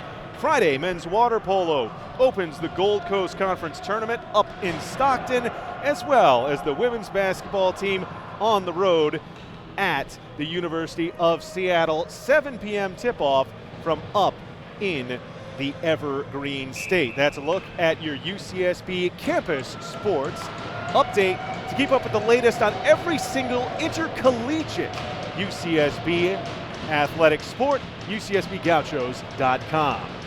Well, the student organization ice hockey at UCSB with a 3-goal hill to climb here in period number 3, as they look to try and turn their fates against Santa Rosa Junior College. Remember, the Polar Bears were able to come all the way back from 4 goals down to tie it 6-6 in the third period when these two teams first met. So it's not out of the realm of possibility. And here's a chance for Jesper Damgaard. Damgaard with it. Nice play on the poke check by Pabros, but Damgaard still with time. Shot near post held by Colgrove, and it looks like he may have kicked the near post off the peg as well. No, it still holds. And he holds for the draw 36 seconds in. And Jesper Damgaard's going to want that one back probably if he goes back and looks at it. He had an opportunity to get a pretty good shot in on that one, but unfortunately tried to get just a little bit closer and ran himself out of racetrack. Great defensive play, though, from Pabros on that one. Again, using the big frame of his, the 6'4" frame of Pabros, to take away the passing options and essentially limit the shooting options, and then eventually close it off and essentially ruin the chance completely. Evgeny Slisenko going to the entryway here at Ice in Paradise. Not sure what that's all about. As the Gauchos control, Barone up the far boards. Piagai held in, but it's chipped out by Brownlee. Ahead, dragged across the slot. Curling back, Josiah Nickel. Ridnour along the near boards gets it back. His slapper looking for a tip, no touch on it. Buchter. UCSB able to skate it forward. Spears looking for Barone. Brownlee intercepted. Played it off the far boards, but Spears had it stopped for a moment, but Brownlee gets it back. Katasic has it hop his stick, but he'll track it down, chip it to the end boards. Penn plays it back behind, thrown in front. Nickel couldn't put a stick to it. Lawrence curls with it in his own end. Gets the return feed at the red line. And over the blue, his slapper is stick to the far corner by Colgrove. In leaning on Josiah Nickel. Works it around. Puck nearly turned over by LaBroucherie. And now steal by Colcio. Tries to throw it in front. Gets it back. Again, he's shut down trying to put it in front. Nickel that time. Got in the way of it. And Nickel's going to take a penalty off the play as he cross-checks Jag Lawrence in front of the goal, and Jag's got to be careful about not taking an even up here. I think they're both going. I think he got them both in the just right from the get-go. So it will be 4-on-4 as the players for both sides. That's going to be sit. The speed of Lawrence is something that the Gauchos are going to miss, especially with how well he's been playing here this evening, and with the extra open ice that 4-on-4 hockey usually allows for. But at the same time, he also got Josiah Nickel off the ice, and I'm pretty sure that's something that Coach Scott Hires is going to appreciate as well, taking arguably the most dangerous player on the sheet here this evening to the sin bin with him. 2 goals and an assist for Nickel, the top point scorer in the game. 4-on-4. As the puck stolen by Colcio. Colcio shot. Pad save made. And the rebound cleared around. Ockpish missed the near post. Valois activates and plays for Colcio. Colcio for Herlihy. Herlihy off the glove.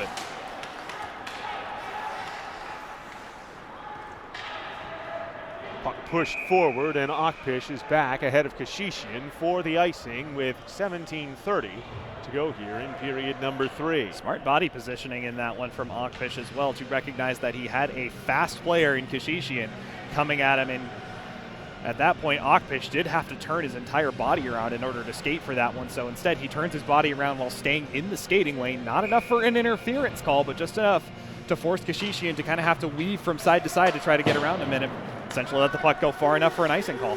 Slisenko back on the sheet. His shot was blocked. Hastings angles it off the near boards. And Buchter now giving chase. Penn well out of her crease, gives it away, thrown in front, but nobody home. Goldser touches, and ahead comes Damgaard. Damgaard around the man off the bench. Damgaard draws, scores! Jesper Damgaard, the length of the sheet, and the Gauchos are back in it on the second goal of the season from the Swede, and it's almost a postage stamp score. Oh man, that's going to be one he's going to want the video footage of. How pretty was that one all the way down the ice? Great skating, a couple little stick handles, dangles one defenseman, and then walks around goaltender Matthew Colgrove and just deposits it gingerly into the side of the net, almost to kind of rub it in on the side. What a play from Jesper Damgaard. And the Gauchos looking for more off the draw. Golter lost control of it, and now David Lundgren back the other way. His pass is too far for Larry Hansen. Goes back to retrieve it behind the net. Ridnour played it around Blount's. Piagai spins with it far corner. It's a 6-4 game. Ton of time remains here. The Snyder rink at Ice in Paradise. But Ridnour, tricky stick handling. Top of the near face-off circle. Has it again. Pushes it to the corner. Beaver tailing and now getting it Lundgren. Run, just swing and a miss. And the fans giving him some stick for it. Barone picks it up far boards. Piagai back for Barone. Well, if the 2-goal lead is the most dangerous in the NHL, maybe it's the 3-goal lead. It's the most dangerous in the ACHA. You could also argue that with the 4-goal lead, however. Gives it up. A fair point, Kyle.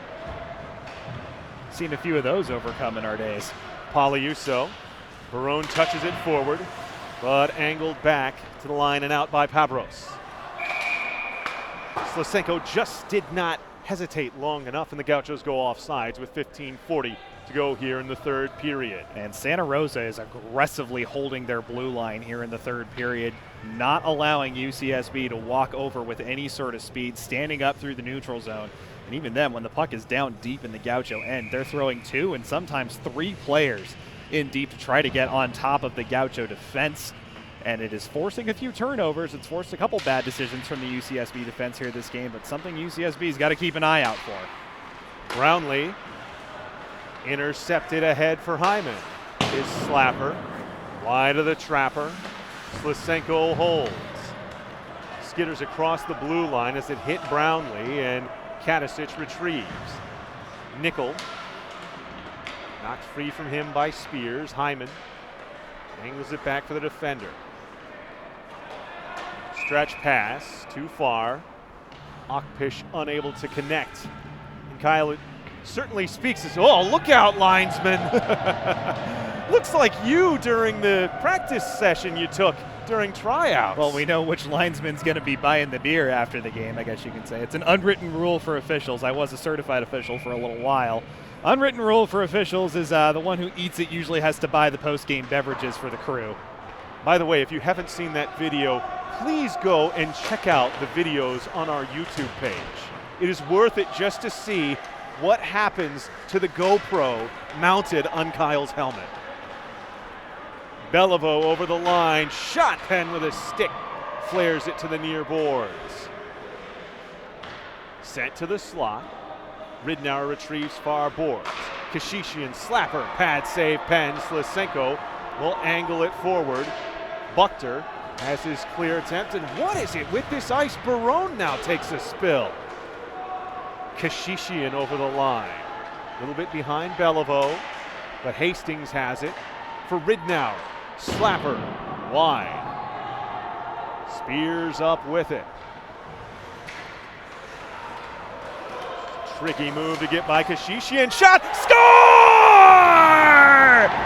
Cooper Spears makes it a 1-goal game, and in no galaxy, in no universe, should that ever get by a goalie, Colgrove can't believe it. And what were we saying earlier this game? It's a matter of just putting pucks into the feet of Matthew Colgrove. He's been visibly struggling with those low shots that have gone right towards his skates. He was not ready for this one. Spears with the deceptive and quick release, but nonetheless not a goal you want to see your goaltender give up for Santa Rosa in this situation. And the Gauchos are storming back. Look out, here they come. We got a 1-goal game and a lot of time still to go. Ninth goal of the season for Spears in his 9th game, the Gaucho leading goal scorer. Played ahead for Herlihy. Herlihy to the slot, just too hot to handle for Cosio. It goes through him. Held up along the near boards. It's worked through Blounce. Denon hesitates, top of the near face-off circle. Runge angles it behind the net. Denon drops back. Lundgren shoved off the puck by Blounce.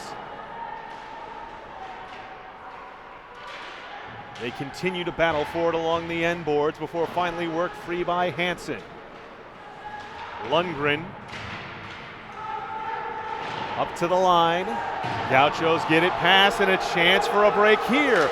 Lawrence throws it in on Colgrove. Score! He puts the rebound home as Colgrove lost it in front and the Gauchos have tied it.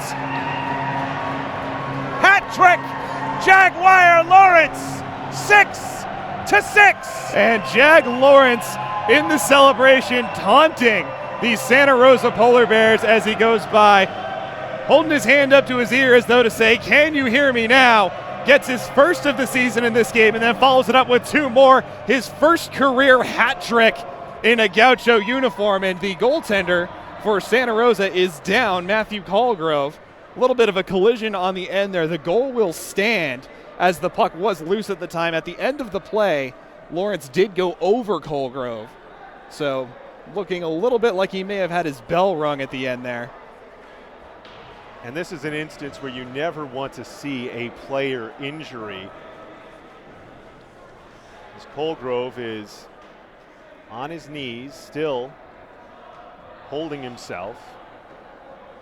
Medical staff upright. Out quickly. Getting some support from, it looks like, one of the linesmen and Yevgeny Slisenko. And the backup goaltender for this game for Santa Rosa is Steve Morton. Morton is up off the bench and beginning to loosen things up.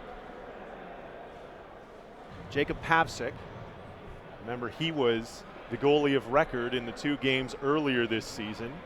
Played yesterday night as well. So a good reason for him to get the night off is 3 of the 4 Polar Bear goalies. It's got to be a nice luxury to have, having 4 goalies as well. But what is it about Northern California? You know, last week, Santa Clara, with being able to turn away 2 extremely good goalies from their tryout process. And the one they had playing was not bad himself either. You know, in talking with Pia Guy before the game, you mentioned this earlier in the broadcast, Kyle, saying that the goaltender for Santa Clara, the single best goalie that he has seen at this level, Frankie Nix of ACHA hockey. Frankie Nix had himself a whale of a weekend last time out. Really only just that one goal, the last goal that he let in, the one against Eric Valois that just kind of bounced off the top of his glove and went over him and in. Still down goaltender Matthew Colgrove. Again, that was really the only one that he really would want back. UCSB dominated the vast majority of both of those games last weekend. So again, something you never like seeing, though, Matthew Colgrove. It was a pretty hard collision with Lawrence. The puck did go in, and the goal is going to stand. So UCSB has tied this game in a very short stretch of time, and it's one of the things that we see. Again, leads are never safe. Colgrove looks as though he's probably going to be leaving this game clutching his midsection area. And with the rebound coming loose at his feet after the shot, Lawrence went in with the puck and got puck first to jab it, get it up skyward, and knock it into the top of the netting, and maybe perhaps catching the midsection of Colgrove as a result of it. Very possible. So we do have a goaltending change coming in right now, as you mentioned, Steve Morton. And Morton has played in just 1 game for Santa Rosa Junior College, and what a game it was. 48 saves in a 7-4 win against San Jose State University on the 22nd of October. In those 60 minutes, that equates to a 92.3% save percentage. Which is unheard of on the ACHA level. Now, unlike the NHL, allowed to warm the goalie up here, you'd expect. I've always kind of liked that they do allow the goalies to warm up a little bit, because especially when you're sitting down in a cold ice rink, it really gives your muscles a chance to kind of tighten back up a little bit, and especially when you're a goaltender, specifically your leg muscles, your groin muscles, all need to be loose, they need to be limber, they need to be flexible, or you're risking potentially a very dangerous and very long-term injury. Well, I mean, and we saw it earlier this season with backup Brian Scullion at UCSB. Brian Scullion, of course, he suffered a major groin injury last year and re-injured it this year, unfortunately, after being able to play just .837 against UCLA. Although, speaking with head coach Scott Hires, he said that the best .837 Scullion's life donning the colors for the Gauchos. Nice to see he at least had a pretty good nature about it as well. We wish him all the best in his recovery because, as I'm sure Mitch Poliuso could tell you, groin injuries take a long time to heal, are extremely painful, and once you get one, even if you let it fully heal, you become a lot more prone to getting them again. They're kind of like concussions, and every one you get after the original one always seems to get worse and worse and worse. So we wish Brian all the best. We wish him a speedy recovery, and hopefully Nora Penn can really do her best to carry the lion's share of the load down the stretch here for UCSB. Well, Scullion will be one of two coaches at the Thanksgiving hockey camp taking place here at Ice in Paradise, November 21st through 23rd. He coaches with Steve Hines, the 12-year NHL vet. For more information or to sign up, email Eric Norton, eric@iceinparadise.org. Eric spelled with a K. It's $225 for the full camp and snacks. Back to action here. Gauchos have stormed the castle and tied it 6-6. We're not even at the midway mark of the third period. Jag Lawrence with a hat trick. Don't go anywhere. As Piagai comes up with a steal but has it swept away from him. Back to retrieve for the Gauchos. It's played forward. Goldser saucers it in. Morton directing traffic. Along the far boards, Piagai held for a moment, but Nickel comes up with it. Connects with Brownlee. Brownlee blows a tire and can't get the shot off. Poliuso for Damgard. It's Damgard's goal who really started this wave of Gaucho momentum. And he's had himself a great night here this evening as well. Very underrated, but also played a very pivotal role in this top line. Poliuso had it taken away by Katasic. Katasic crossed the line, offside, and Penn still snapped it with a trapper. It wonders for her confidence as well. You mentioned Kyle going into the locker room. She seemed very demonstrative in speaking with assistant coach Ben Brecker. She seemed very animated and appropriately maybe somewhat of a personification of the frustration at the time going through the bench for ice hockey at UCSB, not getting a whole lot of help from her defense in that one. Talking with Coach Scullion saying, what can I do at this point? And the answer really, unfortunately for her, is not much. But fortunately for her, the defense has gotten better here in this third period. Not a whole lot of chances yet for Santa Rosa here. Morton stopped the first shot he faced off the stick of Cooper Spears.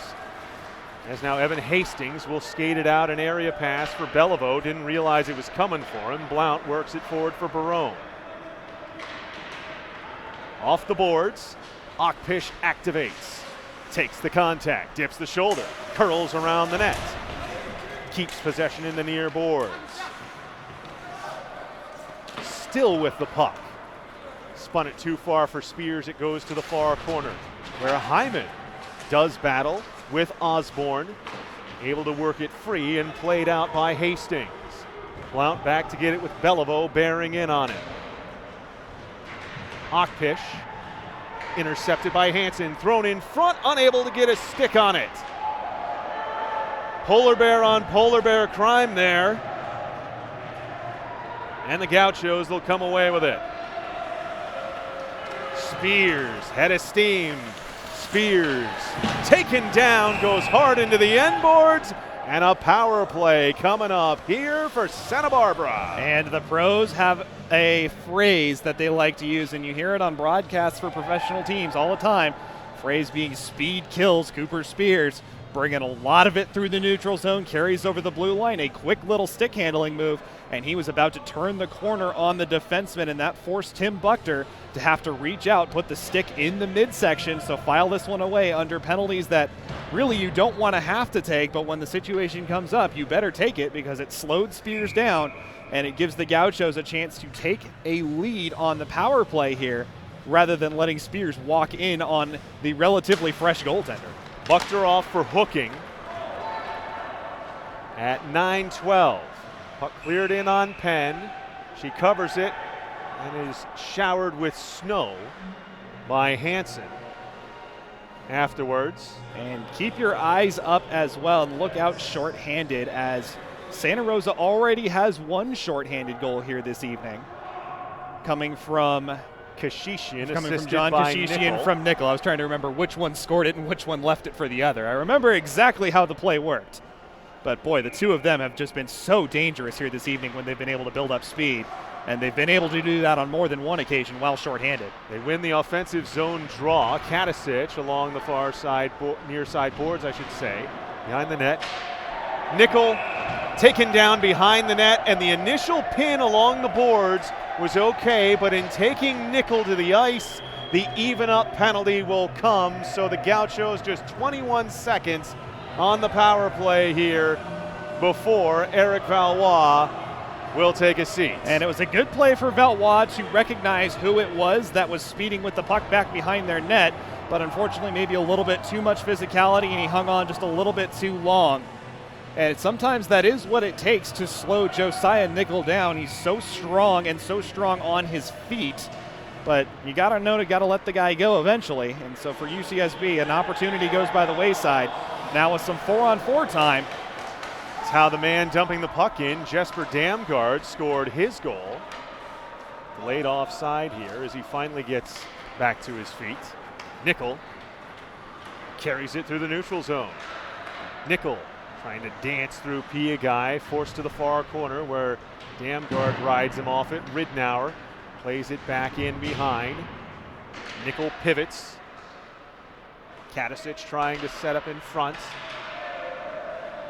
Ridnour around the Nickel pin. Shot, Penn makes a save. Katasic back to the line for Nickel. Loads doesn't fire for Katasic. Norris swipes it behind the net. Katasic on the backhand, gives it up in the near corner. Ridnour. 4-on-4 for another 35 seconds. Thrown in front.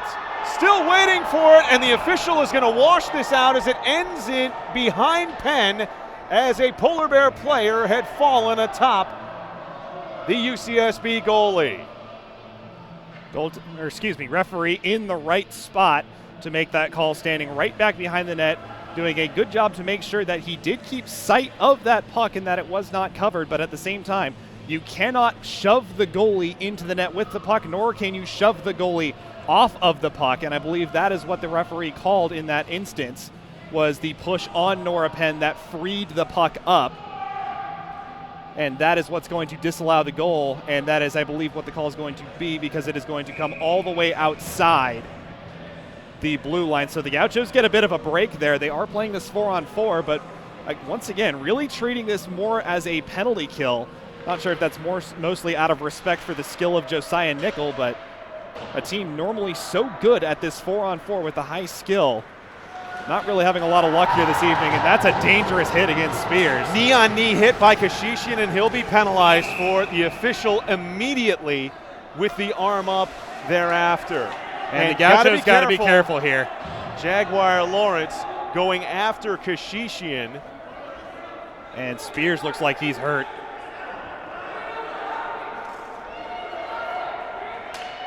And he is up and he is on his own weight, so hopefully he's able to shake this one off and continue. But boy, that was a dangerous looking hit by Kashishian. Clipping, again, like you said, knee on knee against Cooper Spears. Both of them go to the box. You wonder if that's going to be given as an even up. or if the original infraction is so egregious so that it'll still be a power play opportunity for the Gauchos with 15 seconds of 4-on-4 remaining with 9:03 to play and a tied third period. If I had to place my bets, I would be betting that this is going to be an even-up penalty. Lawrence, obviously you like seeing that from a team perspective, standing up for his teammate after that kind of a hit. Not necessarily, as we said, not a clean hit, definitely knee on knee, and those are very dangerous. Can wind up 5 minutes. And definitely I was wrong on this situation. So it's going to be a 5-minute major against John Kashishian, and that is a massive, massive break for UCSB. Not only going to get a major power play out of this one once they do finally get everyone back onto the ice. I can't really tell. It's probably going to be roughly about 3 minutes of a major power play. But that means they will get the opportunity to score at will, and it takes arguably the most dangerous penalty killer of the evening off the ice for Santa Rosa in John Kashishian. But what is Cooper Spears going to be able to give for the Gauchos going forward? Remember, he took that heavy hit going into the boards, shoulder first. I believe it was Buchter earlier in the game in the second period, and now here in the third, taking what I imagine is going to be a kneeing major assessed to John Kashishian. And we are going to get some NHL overtime here, 3-on-3 for the next 15 seconds, at which point Santa Rosa is going to gain a player back. In 36 seconds from now, Santa Barbara will get a player back, and I believe that's going to be Evelhoch coming back onto the ice. Barone, Goldser, Blountz against Nickel, Ridnour, and Lundgren. Battle along the near side boards, back to the line. Blount throws it in on Morton, who flares it to the far corner. Goldser back behind the net. Ridnour, one man out of the box for the Polar Bears. 15 seconds till the Gauchos get their man out, their first of 2 out. Big hit along the end boards, and a penalty coming here as Goldser had his back turned, and Tim Buchter looks like he's taking a penalty here with 8:32 to go in the third. And we made no bones about the fact that Santa Rosa thrives when they can play a nasty physical game. And they have certainly ramped that up here in the third period. Maybe a bit of the same frustration that UCSB was feeling earlier on in this game, now coming back full circle on the bench of blue and red. Boarding penalty. So for 5 seconds, we will have a little bit more 3-on-3, and then it will be a 4-on-3 power play for ice hockey at UCSB. And then 1:29 from now, so 1:24 after that, UCSB will have a 5-on-3 power play with 8:32 left to go here in the third period. Tie game, 6-6. Can tell who between us has that UCSB degree doing all that higher math. Lundgren into the zone. Lundgren pass back across, and Nicolas scores. 7-6 Santa Rosa. And it's the speed back the other way, a face-off win for Santa Rosa. Lundgren and Nickel just go charging up, and it's just a quick pass right back across the crease. The Gaucho defense caught flat-footed, cannot get in the way and stop Josiah Nickel. You've got to keep your head up when he's on the ice, regardless of what the manpower is. So for UCSB, not the way to start this stretch off, and now they're going to need a goal over this stretch of extended power play time in order to even knot the game back up at evens. And I would be willing to bet, Eric, if I have my coach's cap on, that we're going to see a lot of Josiah Nickel over the next 5+ minutes. Well, he's on the bench right now. Cooper Spears is out there, though, for the Gauchos. So that's a good sign for UCSB. Hat-trick goal for Josiah Nickel on the season now. He has 7 goals. It's a 4-point night for the Polar Bear captain. Blountz off the win, gives for Spears. Spears carries into the zone. Wide on Ridnour to the front of the net. Backhander goes wide. Just missed the post. Gets his own rebound back for Blountz.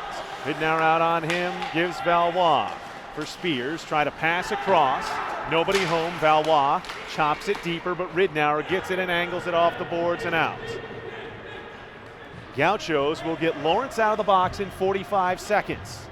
Then it'll be a 5-on-3. Spears goes wide side this time. Can't get through 3. Held in at the line by Blount. Great job as Piagai. Gives the shot from the line, blocked, but to Barone. There's Nicolas out there defensively for Santa Rosa, number 22 in Navy. Barone shoots, hits Spears in front. Stick tied up by Nicolas, and he angles it off the boards and out. Nicolas, head of steam. Nicolas shoots and a blocker save against the grain by Penn. Now it's 5-on-3 for 30 seconds. Barone ridden off the puck. Both Bears go down, but Ridnour gets it as far as the red line before Slisenko stops. Lawrence turns the puck over to Evelhoch. Evelhoch just plays it to the end boards. And I think we're going to get another penalty here. And I think this is going to be a too many men on the ice penalty for ice hockey at UCSB. That's something that's really just going to irk head coach Scott Hires with a massive opportunity here. And assuming no goals or anything like that, ice hockey at UCSB is going to have 38 seconds of a power play at the end here. And they still trail this game by a goal. So it's a bad change that leads to an undisciplined penalty.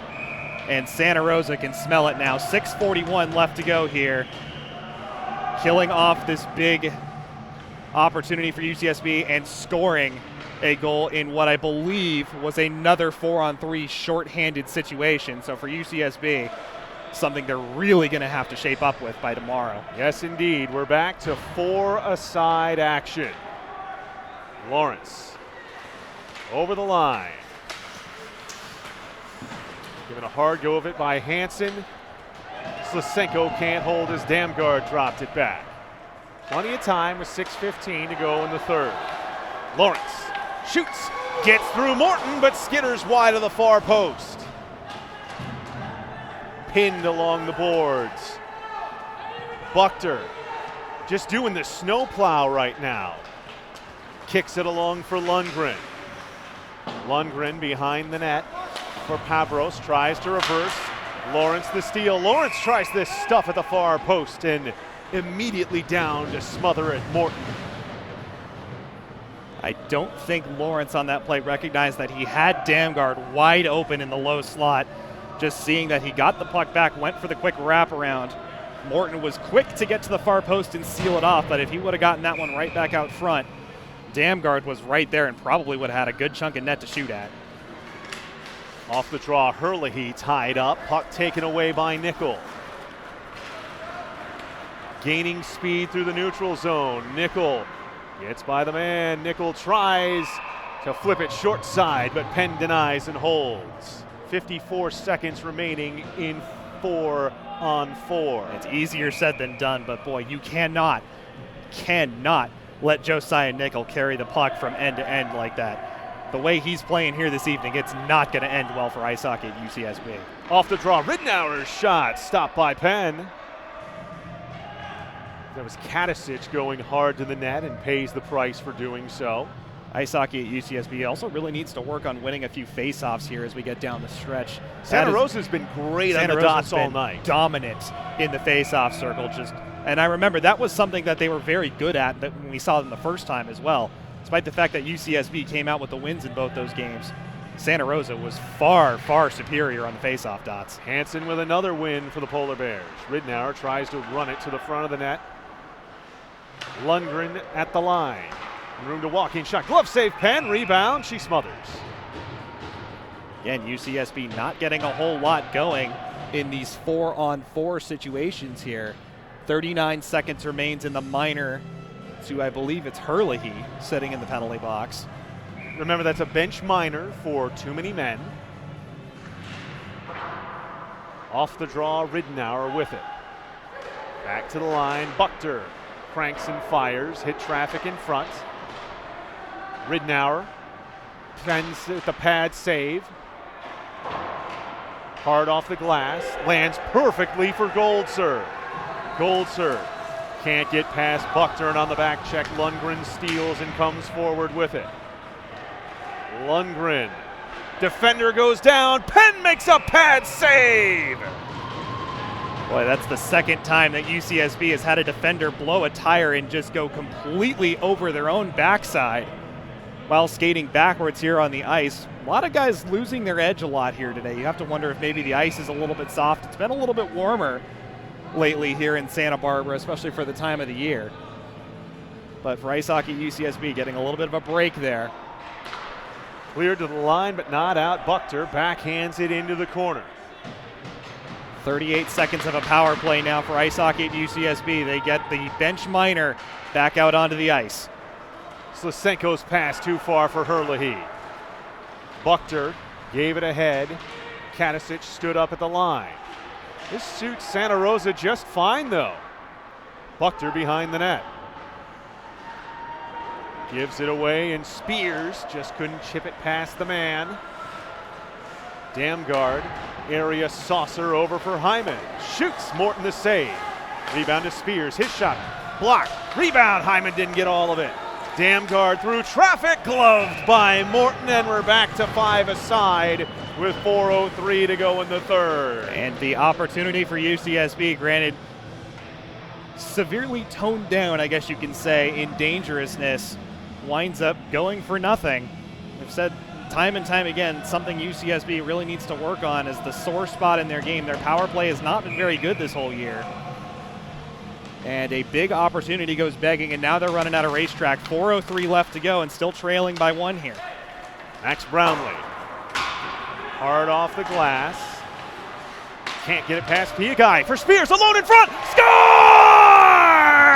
We're tied again as Cooper Spears, the slick stick handle in front to open the wickets and whip it home. And a great play along the blue line by Dimitri Piagai as well to hold that one in and recognize that Spears was not retreating defensively. Maybe a little bit of a risky play there for Spears, but it turns around, goes back the other way, and it's a quick stick handle by the young freshman who has played spectacular hockey against the Santa Rosa Polar Bears, been an undoubted thorn in their side, which you could easily wonder that, or you could see why maybe they're picking him out as a target for a lot of the big body checks that have been sustained here in this game.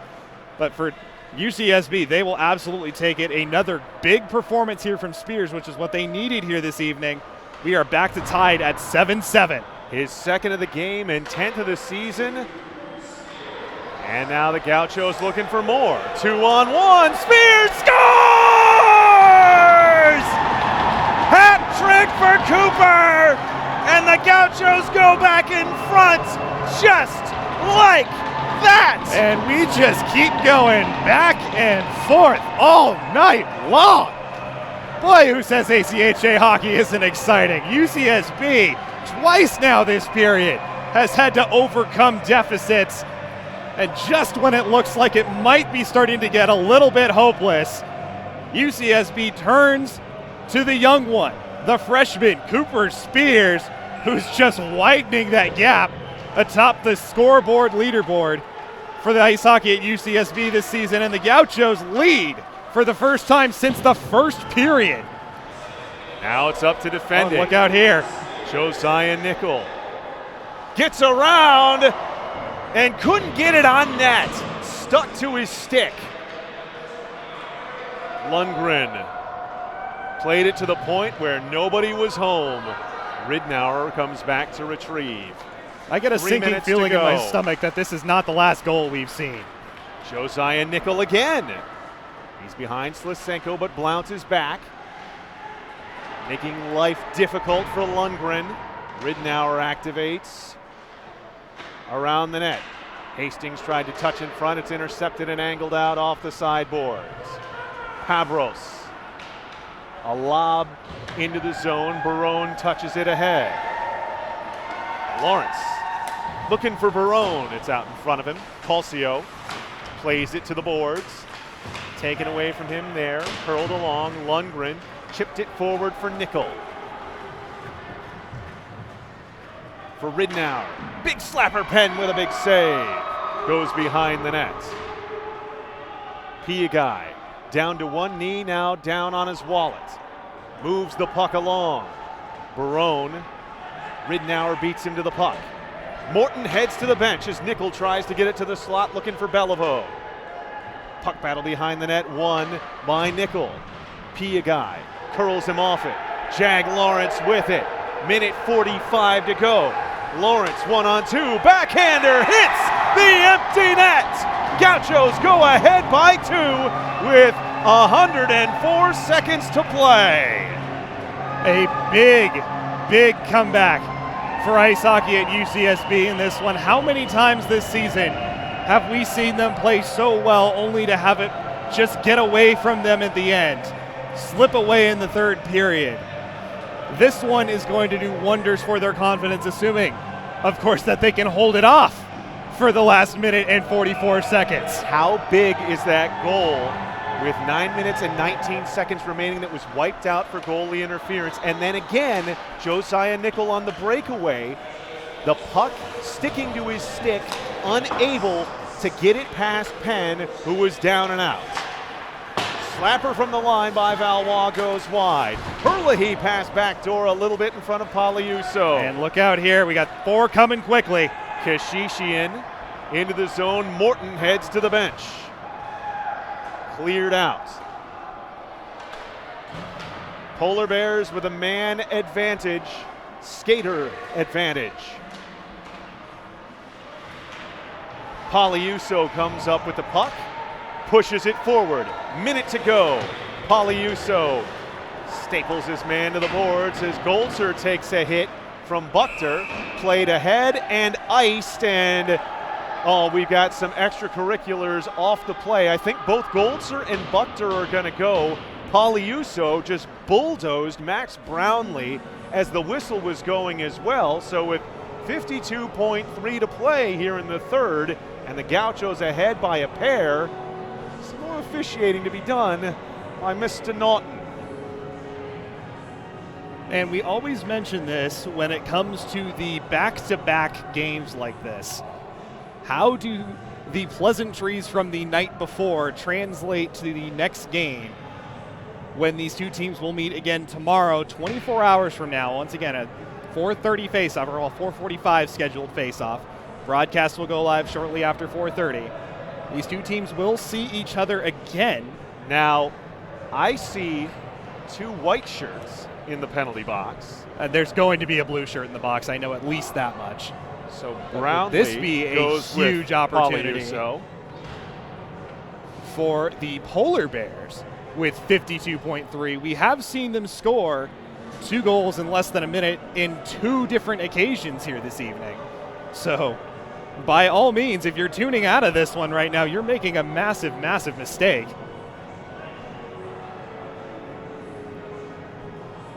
Two penalties on the board for the Gauchos, 1 penalty on the board for the Polar Bears. I would imagine they're going to play this one 5-on-4, not 4-on-3 as the penalties initially indicate.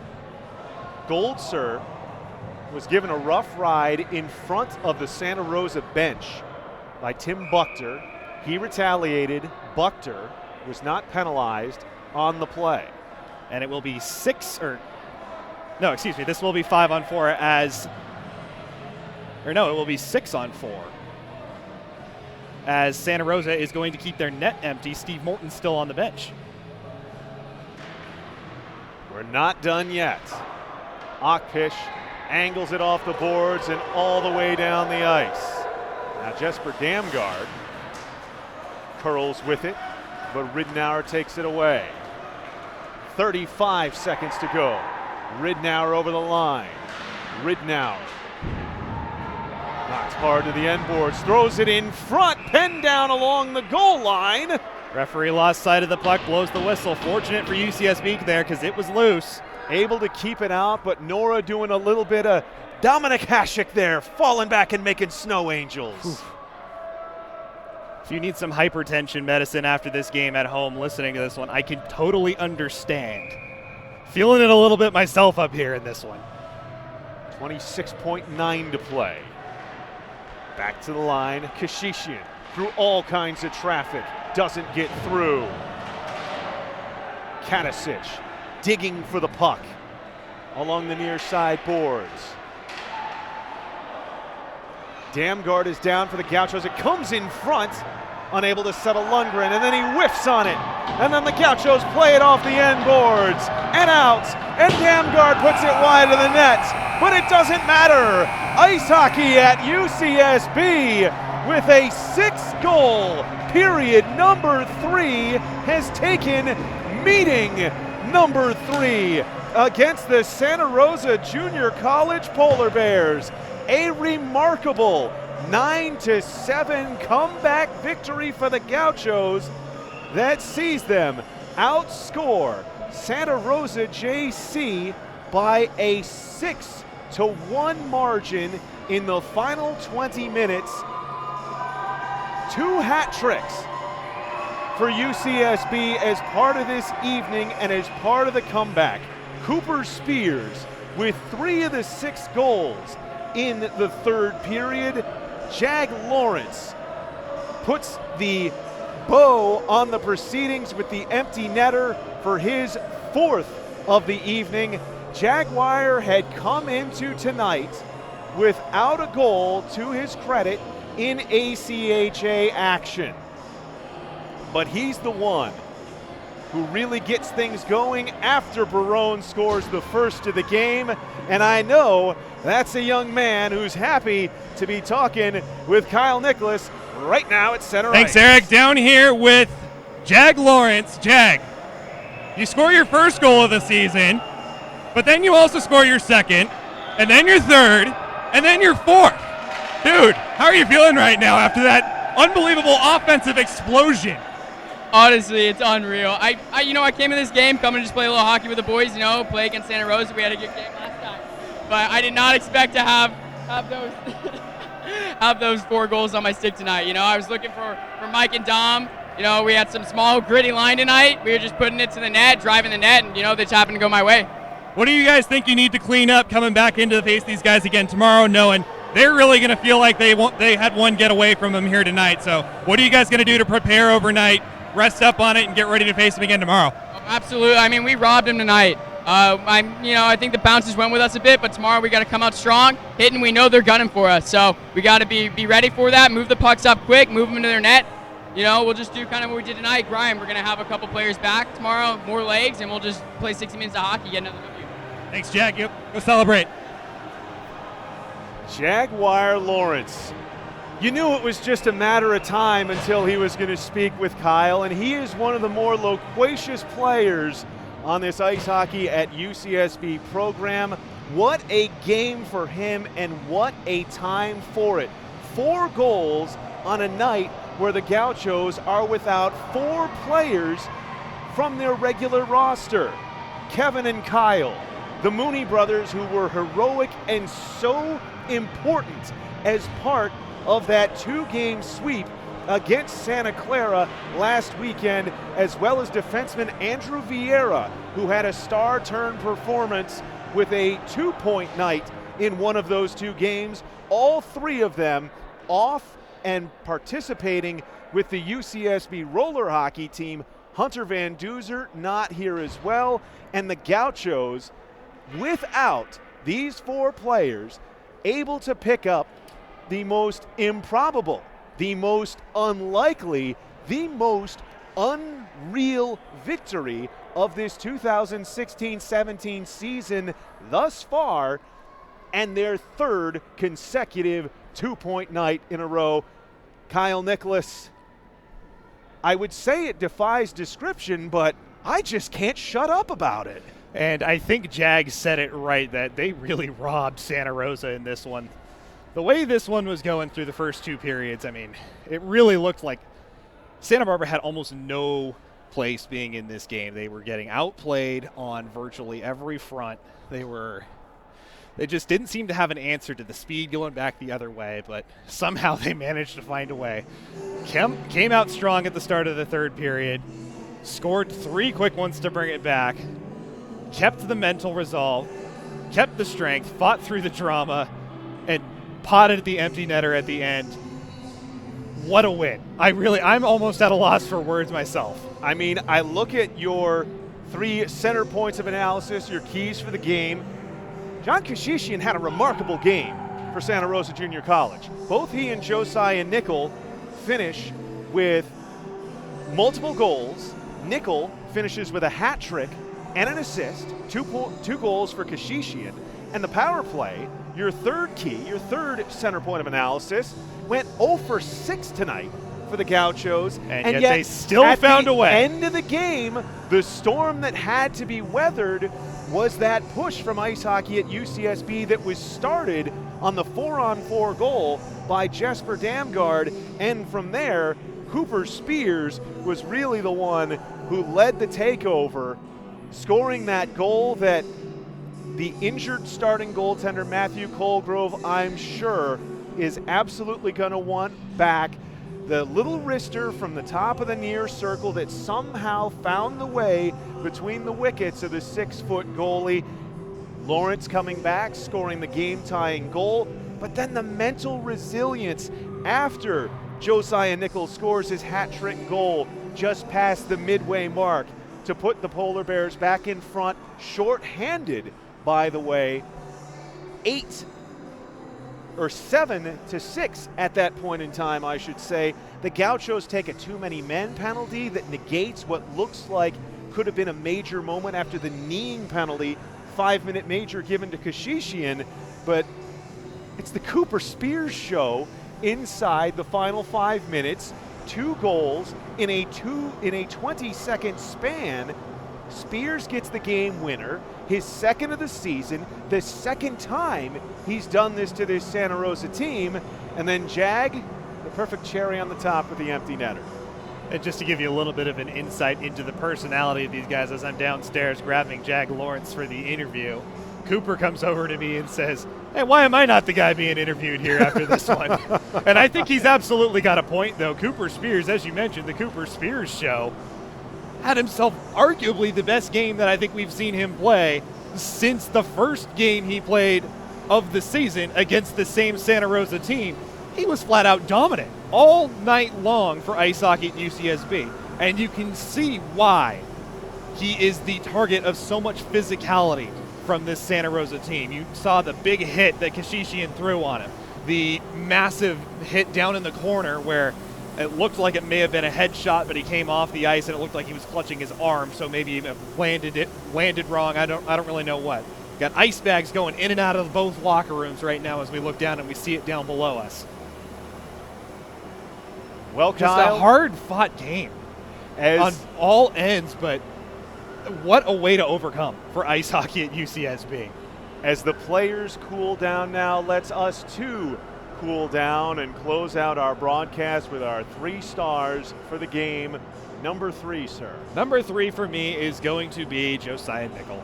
I think we would be remiss if we did not give him credit for the unbelievable performance that he had here this evening. He was without question the most dominant Polar Bear on the ice, and while UCSB was able to somewhat stymie the player that I, at least in the pregame, I was a little bit more worried about in John Kashishian, this was a masterclass from the captain for Santa Rosa in this one. And Josiah Nickel, it was a goal and 4 assists in his first game against ice hockey at UCSB back on the 7th of October. Tonight, it is 3 goals and 1 assist. For me, I'm going to combine him with Kashishian for my 3rd star of the game, just because those two, the 2 players who you look at the ACHA website, you look at the top of the stat sheet, and those are the 2 players that have been pushing the offense for this Polar Bear team. And they pushed the offense this evening for Santa Rosa. Of the 7 goals that the Polar Bears score, they're involved and they directly deposit 5 of them. Tremendous performance from those 2. And for my second star, I'm going to have to go with the guy who wanted the post-game interview, but I graciously declined him from taking it. It's going to go to Cooper Spears, because Spears, again, as we mentioned, possibly the most dominant performance we've seen him play since the first time these two teams met. It's been a while, I think, and I think he was due for a performance of this stature and this caliber. He's a tremendous hockey player, unbelievably smart with the puck, makes great decisions, and he's so deceptive in the way he skates, the way he stick handles. He has been a revelation for ice hockey at UCSB this season, and it's great to see him get rewarded for another great performance after what's been, I don't want to say a dry stretch, because he's certainly been good in other games as well. Not saying he hasn't been, but we have not seen him dominate a game to the level that he did here tonight in quite some time. 11 goals in 9 games for Cooper Spears. I will agree with that. And the thing to me that is most impressive about this performance tonight for Spears is he does so when so very clearly having the bullseye on his back from the Polar Bears. He takes the heavy hit from Buchter, going shoulder first into the sideboards during the second period, taking the knee-on-knee contact from Kashishian in the third period, and in all of that, seeming to be like the Hulk. It just made him mad. It just made him better. It just helped him score another hat trick against this Santa Rosa Junior College side and net his second game-winning goal of the season. And somehow I think, Kyle, our 3-star selection is going to be mirror images of one another for the first time this season. Probably going to be the case. And I would say one more thing is just the fire that Spears came out of the locker room with to start that third period, I think was one of the things that UCSB was able to build the comeback on here this evening. Really not a lot of momentum going off the ice at the end of the second period. A lot of frustration, as we mentioned earlier. Nora Penn speaking very animated to Coach Ben Brecker down in the hallway outside the locker room. UCSB was clearly not happy with the way that they were playing. They were not happy with the way the game had gone. They were not happy with the fact that they were getting bullied and pushed around on their own ice. And really, Spears, for lack of the, or well, I should say for the terrible pun, I apologize, spearheaded the comeback of that one with some great plays. Now, granted, it was Jesper Damgaard that did score that first goal of the third period, who, by the way, we should mention as well, Jesper Damgaard had himself a wonderful evening here, possibly his best game in an ice hockey at UCSB sweater since joining the team. But for Spears, visibly came out with some fire in his game, some extra pep in the step, some extra jump, and really gave UCSB some momentum to build on as they came back here in the third period. For ice hockey at UCSB, it was a tremendous performance to turn a 6-3 deficit heading into the third period into the 9-7 victory. As I mentioned immediately after the game, as you were down on the ice, Kyle, they outscored Santa Rosa by a 6-1 margin in that third period, a period that had given the Gauchos trouble. They were due to break through in a final frame, and to do so against Pacific Collegiate Hockey League opponents. That is even more important and even more impressive as to why our first star of the game seemed to pounce at every opportunity this evening. And I think it's your turn for the bad, awful pun at the moment, because our first star goes without saying. It's going to be Jaguar Lawrence in this one. Lawrence coming into the game, not really a big standout on the score sheet, one of the 3 Gauchos entering tonight that did not yet have his account in the goal column open, but he blows it open big time here with this one, scoring 4 goals for ice hockey at UCSB. That is tied for the most by any player on the team here this season, with the man who he narrowly edged out for that top spot in our 3 stars, Cooper Spears, obviously having the 4-goal performance back on the first game of the season that we have talked about at length here in this post-game wrap-up. But for Jaguar Lawrence, I think he only had 2 goals all last season, so he matches that here tonight and then doubles it with a game in which he just looked completely alive from almost right from the get-go. The speed, the ability to move the puck, and he just caught the defense for Santa Rosa napping against the depth lines all night long. It was a game where the Gauchos needed somebody to step to the forefront, not having Kevin Mooney, not having Kyle Mooney, not having Hunter Van Duzer, not having Andrew Vieira. Which, by the way, they are rumored to be back tomorrow.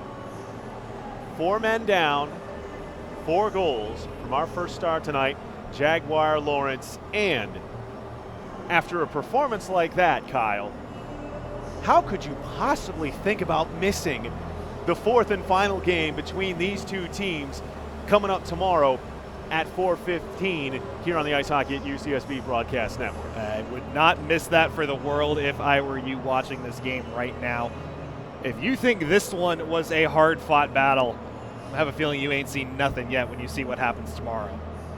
We look forward to bringing that to you then, but before we do so, we thank Center Ice Santa Barbara, brand new hockey and figure skating retail showroom in Santa Barbara County, located in Goleta, just minutes from the Ice in Paradise facility. It is the premier destination in Central California to find your hockey and figure skating equipment and apparel. Located at 7127 Hollister Avenue in Goleta. Call 805-770-7970 or visit on the web centericesb.com. Center spelled the Canadian way, CENTRE.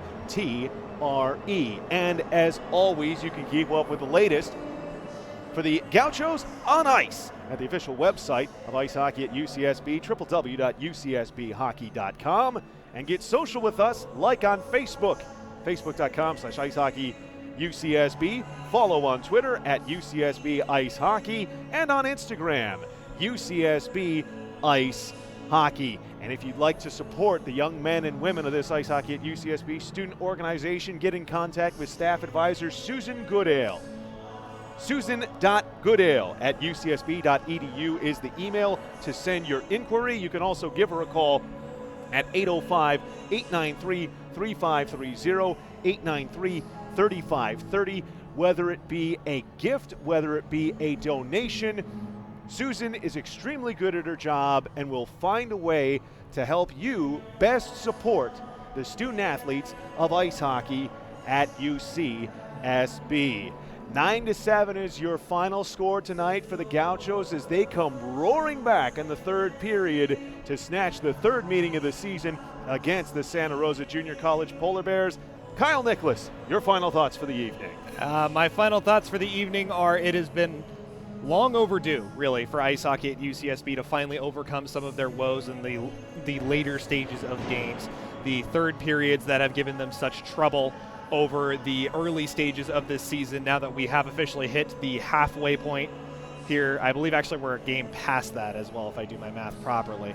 But for ice hockey at UCSB, it's long overdue that they finally get some success in the later stages of this game. What a way to keep the mentality, keep the momentum, and never give up as they came down the stretch. Hopefully they can carry that through over the remainder of the season and pull off a few more big W's. The Gauchos improved to 5-4-0 on the season. They will be back at it tomorrow against the same Santa Rosa JC Polar Bears, who fell to 4-5-0 on the season and saw their 4-game winning streak snapped for the Gauchos. It's 3 in a row. They go for a 4th and a season series sweep of Santa Rosa tomorrow at 4:15 p.m. Well, for our technical director, Alina Portillo, and our cameraman, Jesse Gutierrez, and my color commentator, Kyle Nicolas, my name is Eric Evelhoch. It's been a pleasure to bring you this presentation of ice hockey at UCSB. A 6-goal rally in the third period. Hat-trick Cooper Spears. Fantastic 4 goals from Jaguar Lawrence. 9-7 is your final this evening. We'll be back tomorrow. Until then, my name is Eric Evelhoch. Thanks for watching this presentation of ice hockey at UCSB, and good night from Goleta.